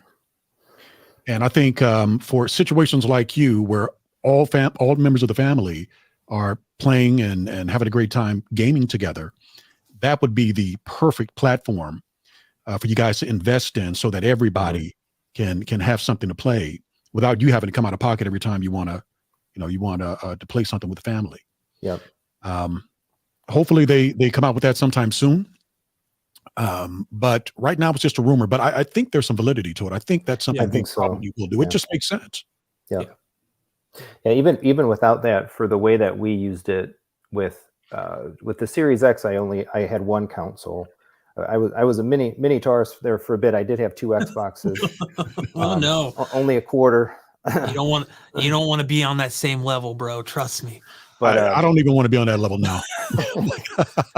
With the Xbox One X, I did buy 2 of them, and I ran one in the living room, and I ran one in my theater, so that I could jump back and forth. And but you can designate an Xbox as a home console, and with you as kind of the prime profile and the console designated as your home unit, anybody else that plays on it basically has access to what you have access to. So the family Game Pass would work great, like in your situation, right? If you had a bunch of people playing on their own accounts on disparate systems at the same time, then the family plan is ACES for that. Yeah. I highlighted this because we talked about it a little bit earlier, but Eden says, I think the biggest benefit for me with PC is that I can easily set up my mic to reject background sound when it's coming through the speakers in Discord. And we did talk about Discord a little earlier. And what's great is that same type of noise reduction, noise suppression, they call it. Yeah, suppression. Like all the different kind of audio profiles they have too for your mic are available on your phone and on your iPad. Taurus and I have actually tested this though. Between the iPad and the iPhone does it a little bit better. And what we do is we both use our gaming headsets plugged into our phones and just use it that way. And like, it's great because we can both listen at really loud volumes And the only time we have an issue is during a cutscene where there's a lot of dialogue, because it's trying to pick up that voice because of the voice recognition, I suppose. But yeah, I mean, it's great that it's probably way easier on PC just because it's all in one. Whereas like here we're like multiple devices deep, right? We're Xbox control. There's been times where I'm like, oh wait, I'm not connected to my controller, so I don't, or like my PlayStation controller, so I don't need. I'm like doing this thing where I'm trying to move the cord, but it's like over here. It's like, wait a minute. But yeah, so I do love. I just wanted to mention that. Like, I love Discord. I love it. It's so good. No, Yeah, you know what's funny about Discord is because you can play and Brad and I actually tested it out. We each turned our systems up. We cranked it up, not to reference, but a little below reference to see if he could hear some of the explosions and the gunshots and all of that's going on in the game that each of us were playing. And so, I'm running around, I'm shooting, I'm making really loud noises, and it's extremely loud in the theater, right? I mean, I'm having a great time with it. It's fantastic. And I'm trying to talk to Brad, and Brad is like, of course, why are you screaming at me? He's yelling. You are screaming. I'm like, oh, I'm sorry. Can you hear me with all of this going on? I can't hear any of that. I only hear your voice. I'm like, oh, I'm sorry. Yeah. And so what proceeded to happen after that is he forcing himself to talk at a normal volume. So before he was like up here, now he's like, but it was so noticeable that he was trying to not yell that it just made me laugh so hard. It was so funny. But yeah, Discord is a lifesaver. I mean, when we were testing it out, I turned my system up way louder than I would ever play a game. And I was testing Sniper Elite 5, and I had like killed somebody. And if you've played that game, it like slows down and like it can get really loud. The bass was like super intense. It was awesome. But I'm like, okay, this kind of hurt my ears. It's like a little too loud, but he couldn't hear any of it. So I'm like, well, this is going to work great at lower volume levels too. So we are talking about Xbox. I do want to mention that a feature that I think often gets overlooked, and it's not much of a feature, I don't think, anymore too, because they kind of stopped updating games to support this, is when the Series X came out, they did a lot of like the FPS boost stuff on the Series X. So like you had a game that maybe like an Xbox 360 title or an Xbox One title, and you would actually be able to run that game now at 60 frames per second. And that was just really like, I remember playing certain games when I got the Series X. I'm like, Psychonauts. Yes. Psychonauts. Yep. And actually, no, I think that was on PC. I can't remember what I tried. It wasn't Psychonauts. It was something else. But then another feature that they've added that actually can transform certain games is their auto HDR, which I think is on Windows 11 as well. It is, yeah. Where they basically, people kind of get it confused with PlayStation's always on HDR that you can set up. It's not the same, because that's just literally taking the SDR signal and putting it in an HDR container. And like, it's not converting anything. It's not looking at the game's files or the game's actual, I don't know exactly how it works. So I'm not going to sit here and tell you exactly how it works, because I don't know. But, it does, like on the Xbox side, it actually, from my understanding, looks at like certain things like the overall highlights in the game and the shadows and the midtones and everything, and it will map it to HDR like dynamically or something. I don't, again, it's using the engine files more so than like just, you're putting it in here. But like, I was playing Alan Wake, the Alan Wake remaster, which doesn't support HDR, using that, and wow, like that, like to me, that's a perfect like OLED show off game, especially with auto HDR. Like the blacks are super deep. There's no like black level rays or anything like that in the game. And yeah, you can kind of tell it's fake HDR in a way, because you don't really have much detail in those highlights. But man, it looks super good. And like the blacks are super deep. And it's just like, oh wow, look at this. Like you could see all the detail in those shadows and everything that you might kind of lose, or you might have elevated, black levels on a LCD TV, because you just can't hit that like, really low, turn off the pixels completely. Yeah. So yeah, that's like a feature that I don't know if they even implement it anymore on a lot of games. I think it requires like a them to do a little work like Microsoft to implement that. But it'd be super cool to kind of see it on maybe some older games still like coming out. One thing I did want to touch on that you mentioned earlier was I didn't get the opportunity to chime in when you were talking about Dolby Atmos on the Xbox. One cool thing about Dolby Atmos on the Xbox is that Xbox app, Yes. the Dolby app that they have. Ever since they added the upmixing function too, so you can just It turn it is on. Fantastic. Great. I actually use it. Like Jeremy and I were talking the last time we did the podcast on Kaleidescape about how they have demo scripts and you can use demo scripts to, show off your theater and, not have to get a bunch of DVDs and play scenes from DVDs to show off your theater. Well, the great thing about the Dolby app on Xbox is it works phenomenally well. After I finish showing my demo scripts with Kaleidescape, I usually load up the Xbox and play the Dolby app and just have folks that are demoing the theater hear how fantastic the sound imaging is, but with that Xbox app.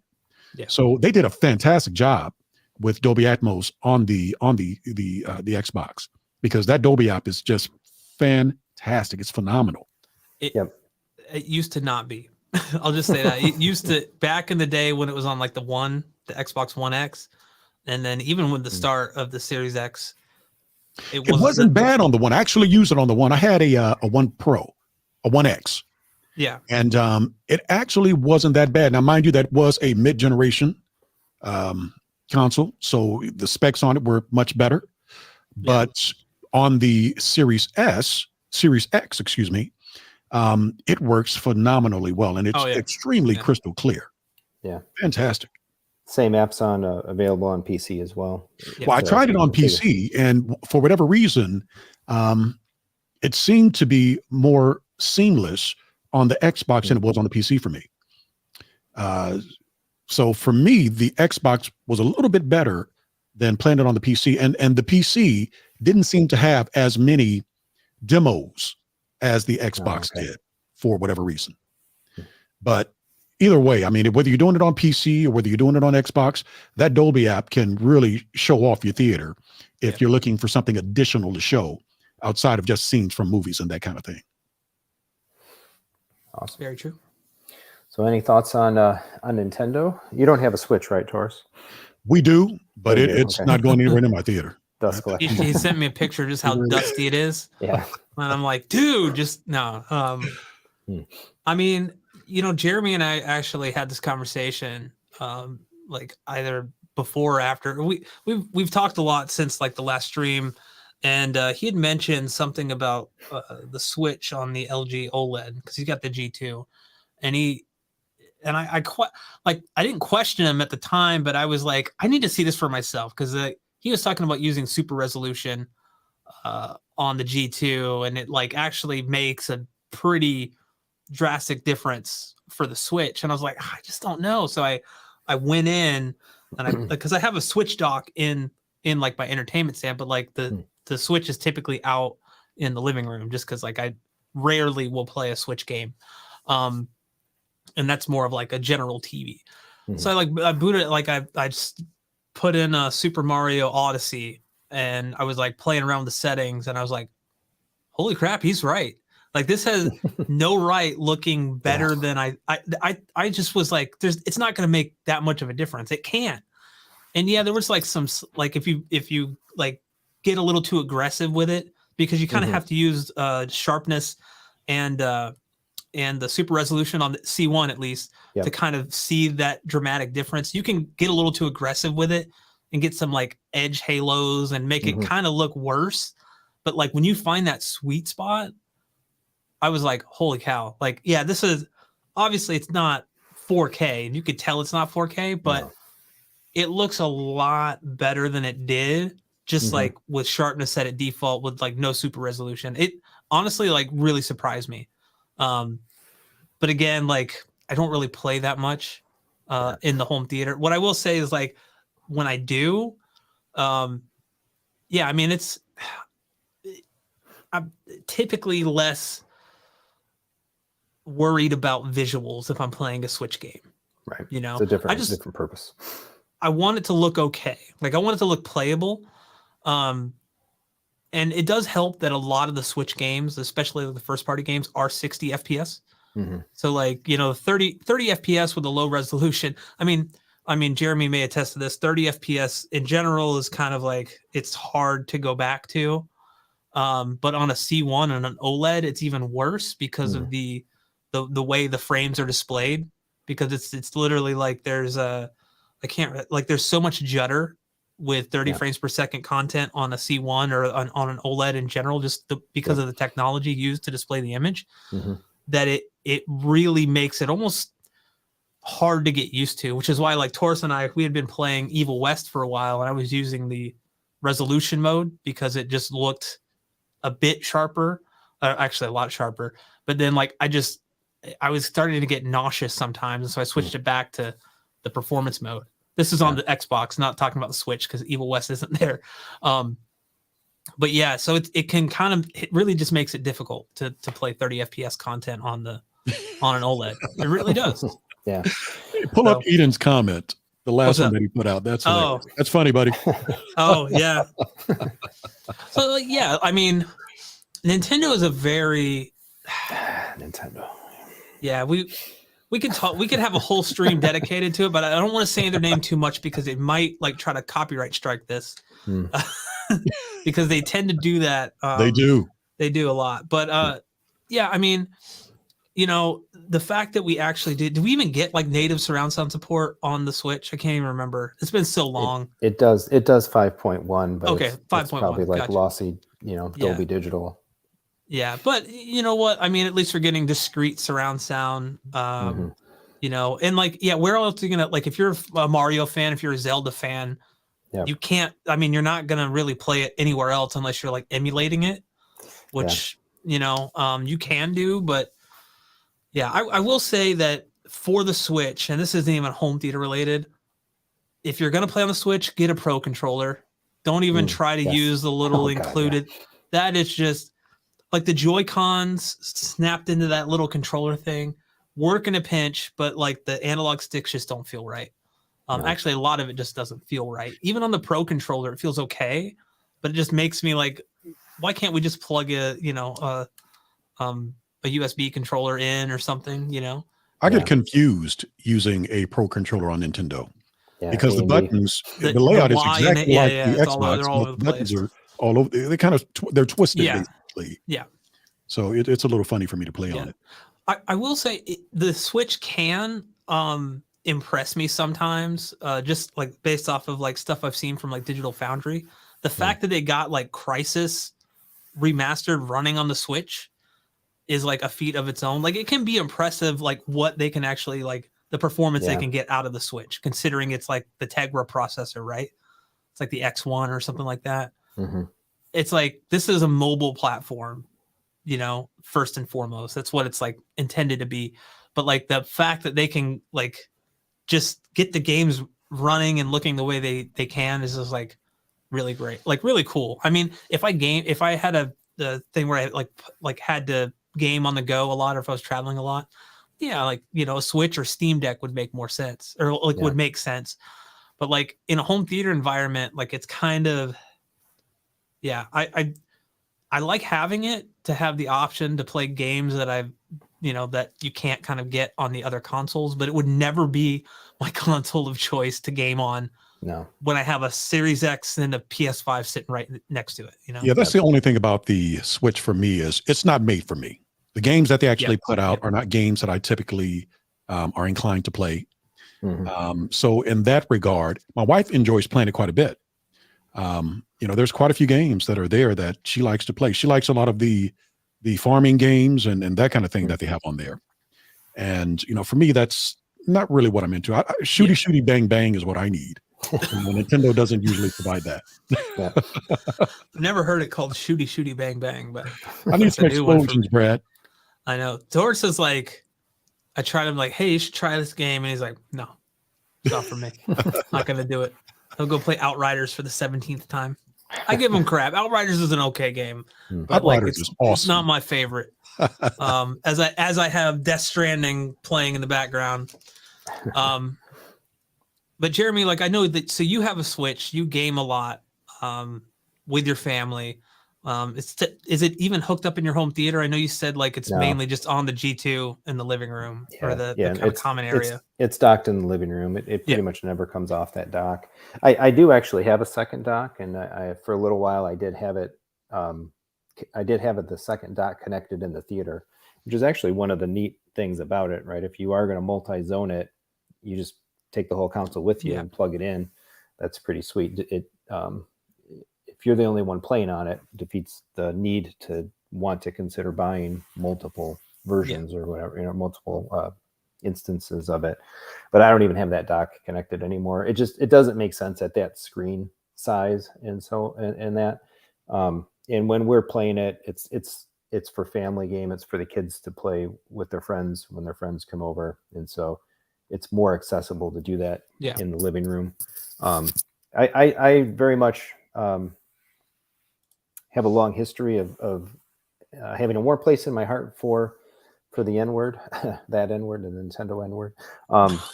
You have to clarify. Let's clarify. Sorry about that. Well, it's like Voldemort. You don't want to say it, right? Because they're gonna shut us down. Yeah. No, I think we're okay.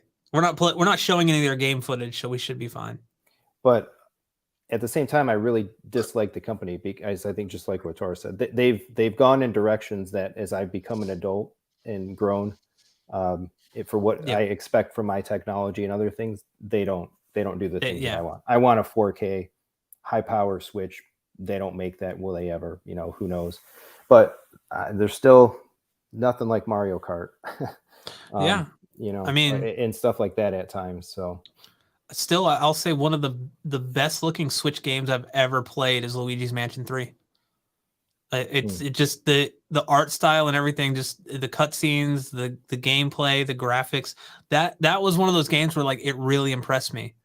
And it was one of the few games that like my wife and I can play together. Like we really enjoy the co-op on that one. Other than like the boss battles, those were like, I can talk ad nauseum about like how great that game is until we got to a specific boss and then never played it again. So I was like, I watched a tutorial and I was like, oh wait, this is gonna take 30 minutes. Never mind. No fun mode. No difficulty setting. So we would like, but we would play like, I think with Mario Odyssey, like one person can play as a hat and the other person can play as a, so like I do that with my son. Yeah. And when you have a lot of games now that are like pushing technology the way they do on other consoles, not having like a lot of games just are negating or stripping out couch co-op completely, right? Like you need multiple consoles. Either the graphics engine's too crazy. There's been a couple games like, It Takes Two. Yeah. That was a fun like co-op game. But again, like my wife struggled with like the controls on that because it was there are times in that game where you really need to be a gamer to play it. It can be a little complex at times. It can be fun, complex, but it can be complex. My wife and I played it, but we didn't finish it. Yeah. And music, actually, he said the Nintendo is a fun party system. I'd agree with that. It's accessible to pretty much everyone. Yeah. My niece is 10 years old, and we play Minecraft a lot, and I could talk, I could be like, oh, I have an Xbox or a PlayStation. She doesn't care. Soon as I brought over a Switch, and it was just like, I brought a gold bar over to give to her. She's like, what? You have a Switch? I didn't even know. So it's like this talking point now. She's like, what have you been playing on the Switch? I'm like, nothing. That's awesome. That's awesome. It's instantly recognizable. Everyone knows what it is, even if they're not a gamer. That's one thing I love about gaming, Brad, and Jeremy as well, is the connection that you can have with your kids, because your kids are going to be into it. If you take the time to play with them, it's only going to strengthen your relationship with your kids. Your kids are going to be more open to talk to you about things because you're spending time with them doing things that they actually enjoy. So for that reason, I absolutely believe that Nintendo has a place in homes, period. Just because it's not catered to me doesn't mean that I don't think that it's not worthy of being the main console in someone's home. Exactly. Yep. Exactly. So we have a comment here. It says, I got my 5-year-old a Switch. He said, Dad, I'm 5, so I can only play the PS5. That's a great analogy. If you're 5, I can only play the PS5. So funny. Yeah, standards. Right. Well, should we hit the questions? We got a couple Yeah. starred in the list here. Yeah, for sure. If you guys have any questions right now, we're going to answer some. And I'll say the next like 5-10 minutes. If you have a question, put a Q before it, and we'll start and try to get to it before the stream ends. Yeah, just ask away if you have one. All right, we got some. There's a little bit of a mix too. Some non-gaming ones. Any glitches with the new Apple TV? It frees up a couple times. My 2022 Apple TVs have been pretty flawless. I haven't had any trouble with mine. I heard someone was having issues with their Dolby Atmos. I was on AVS Forum a while ago, and someone was sharing that they were having issues. It was on the Lumagen chat. Somebody was saying that the Apple TV 2, the most recent one, was giving them problems with their Atmos. They couldn't get it to work properly. Yeah. I actually have. Go ahead. There's been some glitchiness in the platform. I've seen other people report with Atmos. I've only experienced it once. We were watching either an episode of Cobra Kai or Stranger Things, and we were getting some dropouts, and basically just stopped to restart it, and it was fine. That plagues some people, but I haven't had it just the one time. Yeah, I've had to. I have the original Apple 4K TV, not the Gen 2 or whatever it's called. But for some reason, occasionally, and it's just been happening like since the last update, Netflix and certain apps will not actually. They'll just say like Ultra HD 4K, but when you go to play it, you get Dolby Vision and Atmos. They're not, for some reason, displaying that tag on the actual episode or series or whatever. But when you go to play it, that has an episode or a movie that's known to have Dolby Atmos and Dolby Vision, it will kick in. But I don't know if it's I don't know if that's on Netflix's end. I don't know if it's on Apple's end. So yeah, but yeah, no other issues really. Another one here. Eden's only at 5.2 right now. Do you think Atmos is worth the upgrade for games in particular? Yes, I do. I would agree. Even 2 overhead speakers have been transformative in my experience. If you could do 4, that's kind of like in a normal size room, like not too big. That's the like what you should shoot for, just so you get movement overhead from like front to back. Otherwise, you're stuck. Like right now, I'm just stuck with the top middle configuration. I don't have any movement, so if something's going from like the front to the rear, it sounds cool, but like I know with multiple like speakers in the ceiling, it would sound, I'd get that movement, that space. Yep, I would give it a thumbs up as well. Chabin PAC, what projector would you recommend? Dedicated base and space, $5,000 price range. New to projectors. I've been hearing a lot about that Epson 12,000. Yep. Epson 12,000 seems like it's a winner. I actually had the opportunity to see it. We have a home theater store here in San Antonio called Bjorn's. And Bjorn's actually keeps up to date on some of the latest things that are going on within the home theater industry. And that Epson 12,000 is looking pretty good for the price range, what it can do for gaming. That one to me seems like it'd be a winner if you're looking to spend on that much. Yeah, 5,000 doesn't get you close to a new Sony or JVC laser. So even an NP5 is a little more. Chapman, you're local, and I have one of those sitting in my basement. Maybe we should chat about that one. We'll take that one offline. Brad, do you have any recommendations or thoughts on projectors? No, I don't have space for projector currently. So, yeah.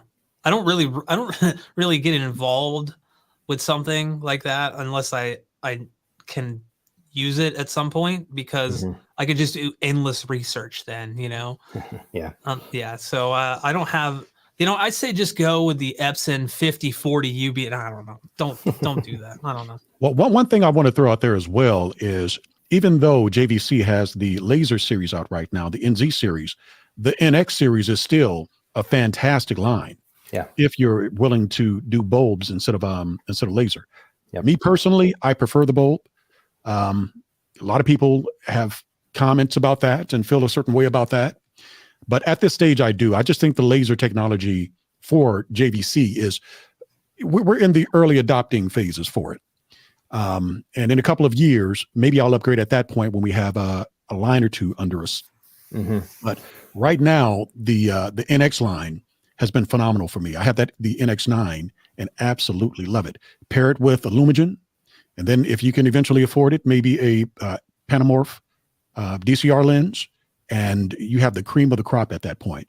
Yep. But the NX line is a really good line to check out as well, if you can still find them. I do believe there's some still out there. Yep. Yeah, and used NX7 would be right around that dollar price point, I think. Is that a robot? Just kidding. Kevin Gardner's question for Taurus: what is your favorite audio system that you own and why? He's talking about your 8 zones of theaterdom all around the house there, I think. Yeah.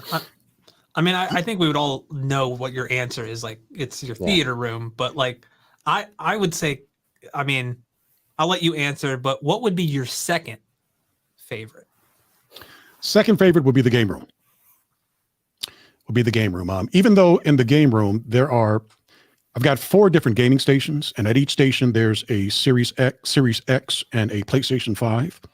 But I've got one of the 2017 Sony base stations, right? It's got a subwoofer under it. It's like a sound bar, but it's an actual base station with the subwoofer incorporated into it. And they sound fantastic. I've also got 2 zones of distributed audio in the room as well, where I can play any game station in that distributed audio, as well as other rooms in the house. But my favorite audio system would have to be the theater, just for the fact of those 6 subwoofers and the bass transducers. That the seats in the game room have bass transducers as well. And I did upgrade the stock feet from those to not the butt kicker ones, but some different ones. So they feel pretty good as well to play in too. But it'd be the theater. Kevin, thank you for stopping by. No, seriously, Kevin is awesome. He's been like a huge supporter of mine for like since I started the channel. So I always like to give a shout out to Kevin. You can go back a little ways too if you want to see Taurus's room and that 4-seat game room. We did the podcast. It's on your YouTube channel. Yeah, the Fun Waste of video Time version is right here. Yep. Yep. Fun Waste of Time one thing YouTube people channel. will find with the Fun Waste of Time YouTube channel, I don't typically focus on YouTube. I focus on podcasting, audio mostly. So I have some videos up on the Fun Waste of Time YouTube channel. And some of the videos that I have, actually, the ones I'm most proud of are the home theater tours. Yep. That I was actually able to do with some real fans of the home theater community that are out there. Jeremy's one. We did one with Game Room Theater. If you're on Instagram or TikTok, you see Game Room Theater always doing really cool videos on his game room, and he'll drop in his theater as well too. Had him on, and just some really cool folks in the community that are doing some cool things in the theater there. I'm eventually going to get back to doing videos, but audio is where it's at for me. The next thing that I want to do something with gaming as well. I've been planning on doing it for a while, but I'm a visual person. So when we talk about gaming, I want to see I want to get excited seeing folks theater. So that's the plan when I actually get around to doing home theater gaming on the Fun Waste of Time channel. Nice. Question from Julius. Anyone experienced playing built-in Xbox on the newer Samsung TVs? Is the experience comparable to the S and X? So that's the xCloud streaming. I've tinkered with that a little bit. Have you guys played with that at all? No, I don't have a Samsung TV to check that out. I mean, the xCloud stuff in general, I mean, I mainly use it if I'm doing Microsoft Rewards and it wants me to play a certain game or just start a certain game. I'm not going to download the whole 40 gigabyte game, right? I can just start it and get the little thing to pop up and then quit it. But like what I've found is I can't, like the latency is still kind of, it's not great. You know, if you're playing it like on a phone or something, it can be great. But like if you're playing it like on a big display, I would say, no, I wouldn't recommend it. The compression by itself alone kind of ruins the picture quality on like a 4K display most of the time. Yep. It's cool. We'll see where it goes, but I would buy the console for sure. I will say those new Samsung TVs look phenomenal. Like I said, when I was at Bjorn's a couple of months ago, actually maybe about 4 weeks ago, I think I told Brad I was going down to check it out, and I was going to send him some pictures of their showrooms, but started talking and never got around to it. But those Samsung TVs are just phenomenally gorgeous. But you know which ones look just as good, if not better? They actually had a whole room, a whole segment of the showroom set aside for the LG OLED TVs. And they actually had the 100-inch Nice. OLED in the showroom. $30,000. Oh my gosh, man. I walked over to the guy that I was talking to and I was like, hey man, how much is that? Like $17,000? I've heard they're around 17. He was like, no, Taurus. No, I think you've heard wrong, buddy. Those are 30,000. The Samsung, $100, the 100-inch Samsung over there is 17,000, but this one is 30,000. I was like, oh, like, okay. The cubby in my living room will fit that 97-inch G2. Is it that large? I didn't know it was that large. Yeah. Yeah, that's such a hard thing. Like, even if I had that kind of money, Yeah. If I put it in a projector, I'm a projector and screen guy. I'm just not a really big TV guy when it comes to spending that type of cash. Yeah. But yeah, there's definitely a place for large TVs. And as the years go on, Brad and I have talked about this many times. They're getting cheaper. There was a time that 100-inch LG would have cost $100,000. Yeah. Now it's down to 30,000. Yeah. That's 17 from say 75,000. So it wouldn't surprise me in the future, you know, once displays get to a certain point where like it's affordable, like you can get like a 150-inch OLED for 10 or 12 grand. Mm-hmm. You're all over. Do you need a projector at that point? Unless you want something very specific. That's true. It depends. Who knows? The thing about a projector and a screen is it's about the cinematic experience. For me, it feels like I am in my own private cinema. You know what I mean? Like you go into the theater, your local theater, and you know, you just have it to your size. Yeah, the size. Yeah, that's how it feels for me. I mean, there's nothing wrong with having a large television. You know, there's absolutely a place for it. But for me, that cinematic experience is all about the projector and screen. Yeah. Another PlayStation 5 question, Julius. Any recommendations for an SSD expansion? I know the Western Digital Blacks are like a pretty popular choice. I mean, really any one that fits the requirements, the read and write requirements, are going to be good. I would definitely recommend getting one with some type of low profile heatsink or something, just to maintain those speeds, because of I've done testing on like my computer, and without a heatsink, they can get pretty toasty, and sometimes that can cause the read write to drop down below what is recommended. But most of the time, I mean, you're not going to have an issue. Yeah, I think I run a Western Digital Black SN850 in my PC. Yeah. Wow. Yeah. Hey, there's a question from a Trish Pipkins there that we should probably look at answering. We were getting to it. We should skip ahead. Skip ahead. Brown bear? False. Black bear. Hopefully someone will get that reference, other than that's my wife, by the way, in case anybody's asking. Oh, okay. I just was drawn to the picture. I'm like, wait a minute. Yeah. Who's that guy in there kissing her on the head? All right. We got Music Jewel. Going back to the questions about PC. Does it do Atmos on games? So it does. Not many, right? But yeah. I think Eden's actually answered that and said, yeah, not many. Yeah. The game has to support it. Although we did talk about, I think that in the Dolby Access app, now with like the update, you can actually enable upmixing. Yep. So even if a game is only 5.1 or 2 channel, or like some of the indie games that you play, it will actually do a good job of upmixing that, where you don't have to like disable it and use your receiver. You can just keep it on Dolby Atmos if you want. Yep, that's what I would do. PC hooked up to the theater, just run the Dolby app, put it in those modes, and not even worry about if the game is native or not. Yep. It's going to be awesome. Eden's asked, which platform do you guys prefer to play games with other people on? Oh, this is so like it just depends. honestly. Like having, like I don't. So I mean, I'll take point on this, but like Taurus obviously will have an opinion too because I feel like you maybe play a lot more co-op games with other people than I do.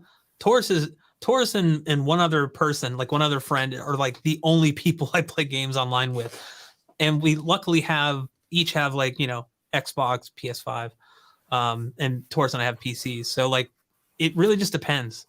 For a long time, I was like all my friends were on Xbox. Like for the longest time, and so like I would all of the multi-plat games that were like co-op or back in the day when I played like competitive multiplayer, it was like the Xbox primarily. But now it's just like, yeah, whatever the system of choice is okay. Oh, this one performs better. Let's get it on this or whatever. Personally, I don't have a favorite, but I will tell you this: the one platform that I think everybody should subscribe to if you want to play co-op is Xbox, because of Game Pass. Yeah. A lot of games that I played co-op with friends and family have been because of Game Pass. What I used to do back in the day is whenever I wanted to play co-op with somebody and I wasn't sure if they were going to like it and they'd have to spend their own money on getting it, I would actually purchase it for them so that if they didn't like it, no complaints. They got it for free. They didn't necessarily have to worry about continuing to play it at that point. But with Game Pass, it makes it so much easier to co-op with friends and family. I can't even name all of the co-op games that I played on Xbox Game Pass. The Ascent is a big one. I played that a lot. World War Z, Zombie Army 4. Brad and I played that. We played it on PC as well. Strange Brigade. Numerous co-op games that you can. Oh, Aliens Fireteam Elite is one of the later ones. Fantastic game. That's leaving, just by the way. Friends. Yeah, that's leaving Game Pass this month, by the way. So if you haven't played it and you have Game Pass, you better jump on it because it is super, super fun. But there are all of these fantastic games that you can play co-op on Game Pass. So that's the way that I've been able to build playing games with friends without actually having to spend any additional money. Yeah. Now, playing on PlayStation 5 is fantastic too. I mean, there are times where Outriders, I love playing Outriders on PlayStation 5. Problem with that is I couldn't get a lot of people to want to spend the money on PlayStation 5. Yeah, Taurus actually bought a copy of Outriders for me to play with him. Say it again.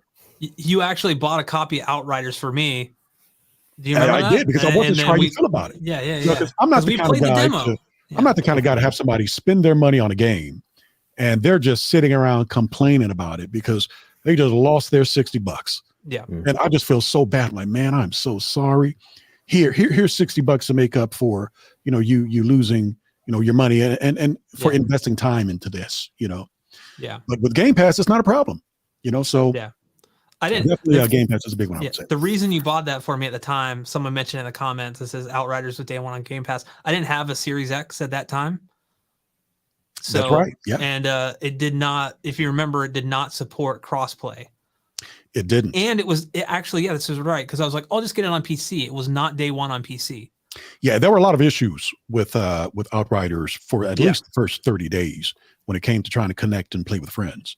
That game had some serious issues. Now it's probably my favorite game of this generation so far, which is why I bought it on both platforms. But I preferred to play it on PlayStation 5 because, like I said, the controller.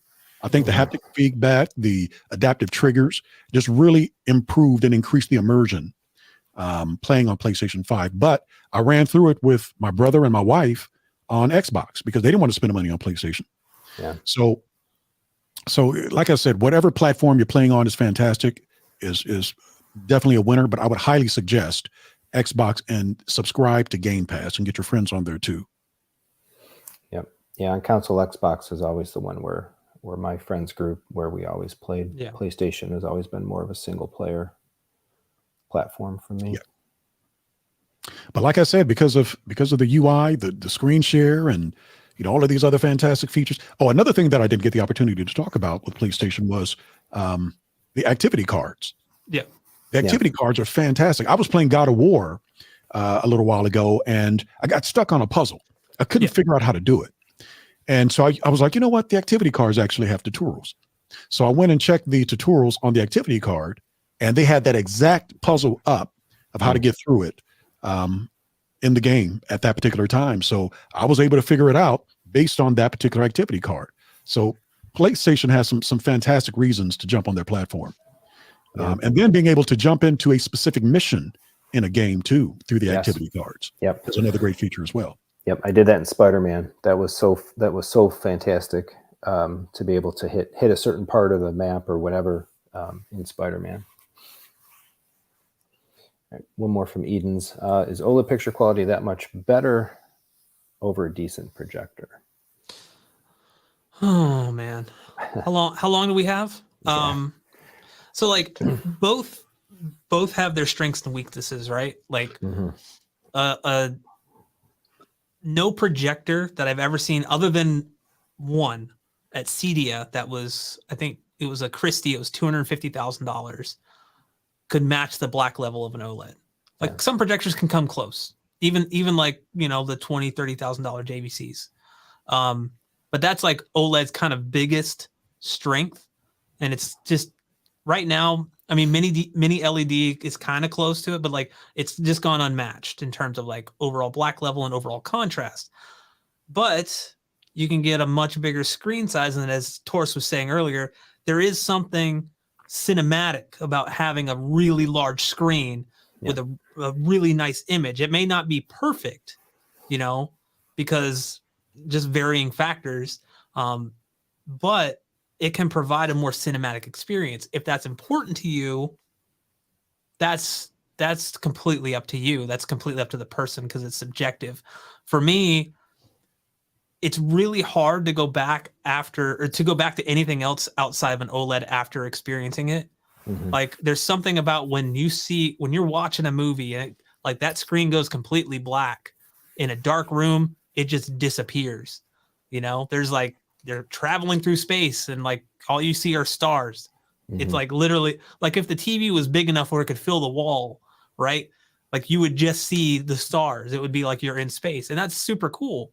You know, but like I said, it can't match the overall projector thing for movies, for a cinematic experience. Now, on the other hand, for gaming, if you want those like high refresh features, like 120 hertz variable refresh rate's a big one. If you want that, no way. Like projector's not like, I think Taurus even said there's no projector on the market, I think, that does VRR right now. Correct. Yeah. So, and a lot of the ones that do 120 hertz are typically limited to 1080p. You know, there's a couple that are like 4K 120, but they're very like selective, and you're probably going to spend some money on it. And Native 4K 120, you're going to be spending money on it. Yeah, and it was so funny. I always think, because I was at Cedia, and it was like the last day, and we were checking out this JVC booth, and they were like talking about like, we have a 4K 120 game we're going to show you, and you're just going to be blown away. You know, it's like this massive screen, right? And I'm like, as a gamer, I'm like, okay, I'm ready. And they showed Assassin's Creed Odyssey or Assassin's Creed Valhalla, which is a 4K 60 game. Yeah. Because their whole thing was like, it's running on the Series X at 120 hertz. Well, the console's set to output 120 hertz, but it's still just 60. Yeah. So I'm like, you didn't actually show me any 120 stuff. So yeah, but you know, again, it's all a trade-off. It's, well, I mean, picture quality wise, there's not a lot like a properly, if you set up like a calibrated OLED and a calibrated projector next to each other, you're going to be able to tell which one is which. Yeah. Right. Like in a dark room. Yeah. But will that impact you overall in your home theater? It just depends what you want. It's really honestly a hard question to answer because it's like completely like what you want and what you need. And that's absolutely true, Brad. I wholeheartedly agree with that. I'm not even going to pretend that a projector can get to the black levels that an OLED can. Even with JVC having the best black levels of any projector brand that's out there right now, JVC is freaking fantastic. Absolutely love having my NX9, and it is a complete cinematic experience. But if you want the deepest black levels, you want to go with the TV. But If you want some really fantastic black levels, maybe not as deep as OLED, as well as a 120 inch, 140, 60, 180 size screen, then you want to go with a projector. I am projector all the way. OLED has its place. And I think a lot of people who choose OLEDs, they're not making the wrong choice. But for those of you who want great black levels and you also want that large cinematic experience, you want to get a projector, particularly a JVC. The Sonys aren't bad either. What I love about the Sonys is the motion interpolation. Sony actually has very good motion on their projectors. JVC does too. But yeah, I'm always going to be about the projector. If you ask me, that's where I'm going to go to. But there's nothing wrong with getting a fan. You can do what Jeremy does. If you're capable of doing that, you can have a fantastic projector in your theater, an NX7, I believe Jeremy has, and then you in your living room you can have that OLED. So you can have the best of both worlds there. But one or the other. If you don't have any other TVs in the house, go ahead and get that OLED. But if you have a good television, may not be an OLED, and you want to step it up and get a large, you want that big screen, big sound experience, go ahead and get that projector. You will not go wrong. Yeah. I think Eden's also mentioned at some point in the chat that one of the biggest benefits of having a projector is the ability to get an acoustically transparent screen. Because some people don't want to see speakers, right? Taurus, I think you're one of those people. You don't want to see them in your theater, right? So for me, I like having speakers. Like I like being able to see them. So again, that comes down to preference. But I will say, like, having an acoustically transparent screen is super cool because you can hide everything behind it. You can actually get your front soundstage set up like accurately, correctly, and never have to like see it unless you like want to. You can add like some cool backlights or whatnot to, like Youthman, my friend, has some stuff like where he's set up lights in there. And so like with the screen off, you can actually see everything behind the screen, and then he's like, movie time or whatever. And like that dims and the projector, it's super cool. It's super cool. The one thing I will say about having architectural speakers, if you choose to go that route where you're hiding them as opposed to having them laid out in the room or even on the wall. Once you put them in the walls, it's static. It's going to take a lot of work for you to move them and configure them any other way that you want to. What I'm experiencing right now is I'm getting ready soon. As soon as I get approval from my wife, which might be a while. All the money you be spending on those 1,700 consoles. She doesn't like me sometimes, but I love her always. But she one thing that I eventually want to do is upgrade to a 9.2 with 6 subwoofers, .6 Atmos heights. And the way that I have the room laid out right now, we're going to have to bust up some walls in order to get it configured that way. Because, for instance, my side surround is in between my back and front row. And for the purposes of it being a 7-bed channel system, it works well. But when I get ready to do a 9 system, I will probably want either a wide in front of the sides, or I might do an additional set of speakers for the second row. Haven't really decided just yet. In order to do that, that means I need to move that speaker that's in between the row to the front with the front row, or to the back with the back row. And I'm going to have to come in and have somebody do the drywall, and my Atmos, I'm going to have to, come in and do some things with the Atmos. So when you have architectural speakers, you really don't have a lot of flexibility to maneuver and move things around in your room. You have that flexibility with in-room or in-wall speakers. So that's the one benefit I can say to somebody that actually has their bed speakers and the Atmos on the walls or placed around the room. You have more flexibility to be able to get the sound as tight as you want it, because you can move them around wherever you need to. I think we got a super chat, didn't we? Yeah, we can. Was it Don Hensley? Don Hensley, yep. Thank you so much, Don. Thanks for joining us. Thanks for the super chat. Awesome. Appreciate it. And then just a couple more. We'll shoot through these. Yep. Denon 4700 plain and running 7.2 would be fine, or recommend a 3-channel amp to go with it. If you're just doing 7.2, unless you have very power hungry speakers, like let's say 4 ohm loads or something like that, 6 ohm even, I mean, it depends what your volume is, honestly. Yeah, I don't see the need to do it unless you wanted to offload some of that from the receiver. But even then, it's like if you're gonna do that, it just depends like what you like you want to do. Like if you're gonna add Atmos speakers, and you're using like I think the 4700 you're limited to like a 9.2 setup, right? So I think that's an 11 channel processing on the 4700. I know it does. It does 11 channels of processing, but I think it only has 9 channels of amplification. Yeah.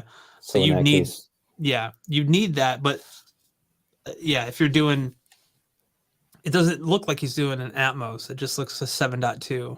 Yeah. 7 bed channels. So I mean, I think you'd be fine unless, like I said, if you wanted to run your speakers at full range, like your fronts, then I would definitely recommend an external amp. I'll tell you what I did, because I have something similar to this. I have a X6300H Denon, and I've got amplification for all of my speakers, separate external amplification for all of them except for the 4 Atmos heights. Yeah. The 4 Atmos heights I actually put on the X6300H, and they're getting plenty of power there. That amplifier is rated at 140 watts per channel, 2 channel actually. But your Atmos heights aren't extremely intensive. So they're providing plenty of power for me to amplify those speakers. Now for your front 3, it might be another story. Yeah. So for your front 3, you more than likely would want something that can handle the amount of output those speakers can handle. So in that regard, I would probably say get an external amp for those. But if you ever choose to, to add Atmos heights, because I do believe that processor has a capability of processing 11 channels. Yeah. Then maybe you can put some of your Atmos heights or a couple of additional speakers on there and have enough amplification to put some on the external amp that you're planning on getting, because it works well for me. Yeah. Definitely pull the LCR off first. Yeah, the LCR would definitely, like, those are going to be the main power hungry ones. I think even someone in the comments mentioned it, that you do LCR for that 3 channel, and like if that's what you're planning, then you actually probably get more headroom out of the amps and the Denon, because as you add more speakers to the 4700, the overall like wattage to each speaker goes down. Like whatever, I don't even remember what the wattage rating on that. That's just for 2 speakers. So like the more you add, like you're just gonna reduce that. So if you like to listen loud, then yes. But if you're gonna listen at like minus 30 dB, probably not worth it. Yeah, it depends too. But it also kind of depends on the system you're running. I mean, a lot of people running your amplification on the AVR is just fine. Yeah. A lot of people really haven't had much issue with that, especially if you're not blasting your speakers at reference. Yeah. Yeah. In that regard, it's fine. Yeah. But if you're looking, like we said, to push out the most power that you can possibly get out of those LCRs, then you would want to go external for that. But going external isn't truly necessary if you're not blasting the sound in your media room or in your theater. Like the name, by the way, too. I lived outside of Boston for about 5 years. I kept myself from saying that. I was going to say it. I was like, maybe there's some beep. Okay. All right, last 2, Jeremy Ortiz. Atmos multi-channel issues connecting a 4090 to S95B through eARC, then to a receiver, keeps getting locked in Dolby Surround. Works until NVIDIA drops a new firmware. I think this year, these last like 12 months, and again, one of the pain points of PC gaming is I think I probably watched NVIDIA break and then fix things no less than like 3 times, like image flicker, black screening in one driver, and then wait for the next one to come out and it's finally stable again. What I would say here is if you're still like, if you run into this issue all the time, what you can do, and it's what I do actually on my PC, because I don't even have like a 3080 or anything like that does HDMI 2.1. I go from HDMI directly when I hook it up to the in the theater. I go directly to the TV with HDMI from the video card, and then I have a display port to HDMI adapter that I use just for audio. So I'll plug that into the receiver. So I'll have 2 separate cables coming out of the video card. One's just for audio, the other one's just for the video. And so, yeah, it creates a little bit of a, like, I don't want to say complication, but if you don't want to run that extra cable, then you kind of just have to live with the issues. But if you didn't mind running that extra cable and spending like $7 on the little adapter, you can like bypass the display's audio eARC stuff, which can be also maybe adding to the issue as well.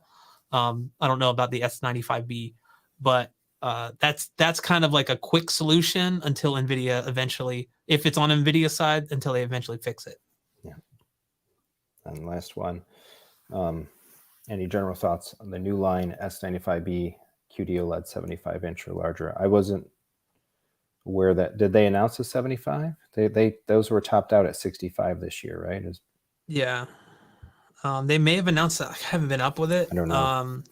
I know that they've been having some firmware problems recently. Like I have a friend that actually just did a stream with last week, and he has an S95B, and they totally broke his like black level or something. Like it just the firmware was like something happened. Ouch. Yeah. I don't have any thoughts. I really just want Samsung to just say, hey, we're going to support Dolby Vision now, and just have them do it. Like I want something that supports everything, you know? I do know that like the S95B currently, like it launched with issues and then they fixed those issues, but in doing so, they made the picture quality, like the picture modes more accurate. But then people were disappointed that they actually like, because they were more accurate, they were also dimmer. I guess this is just something I remember. So I didn't even know they like announced a new line or a new 75-inch. That could be. Yeah, it might have been rumors. We're close enough now though that wait for CES in a month. And see what's coming in next year maybe. Yeah. But yeah, those as far as I know, those all topped out at 65 inches for this model year. Good. Awesome. I think we should wrap her up. Yep. Another 2.5 hour long live stream in the books. Nice. Gonna take a nap. Go to sleep. All right. Well, we still got a same size crew out there watching. So I guess thanks so much everybody for coming out, sticking with all the questions. Great discussion. I think we'll be looking forward to coming back with some more topics in the new year. For sure. It was a lot of fun. Had fun hanging out with you guys. Had fun hanging out with everybody in the comments. All the questions were really awesome. Everyone that did a super chat, gave us a super chat, thank you so much. Much appreciated. Happy holidays to everybody, by the way. I don't think we'll be doing any more live streams until after the holidays because, well, things just get a little hectic during the holidays as usual for everyone, right? Any parting words, Taurus? Well, I just want to say thanks for having me on again, guys. It's always super fun hanging out with you and talking about this fantastic hobby. Anybody that wants to check us out, we're at thefunwasteoftime.com. We have all of our episodes loaded up there. We're also on most podcast platforms.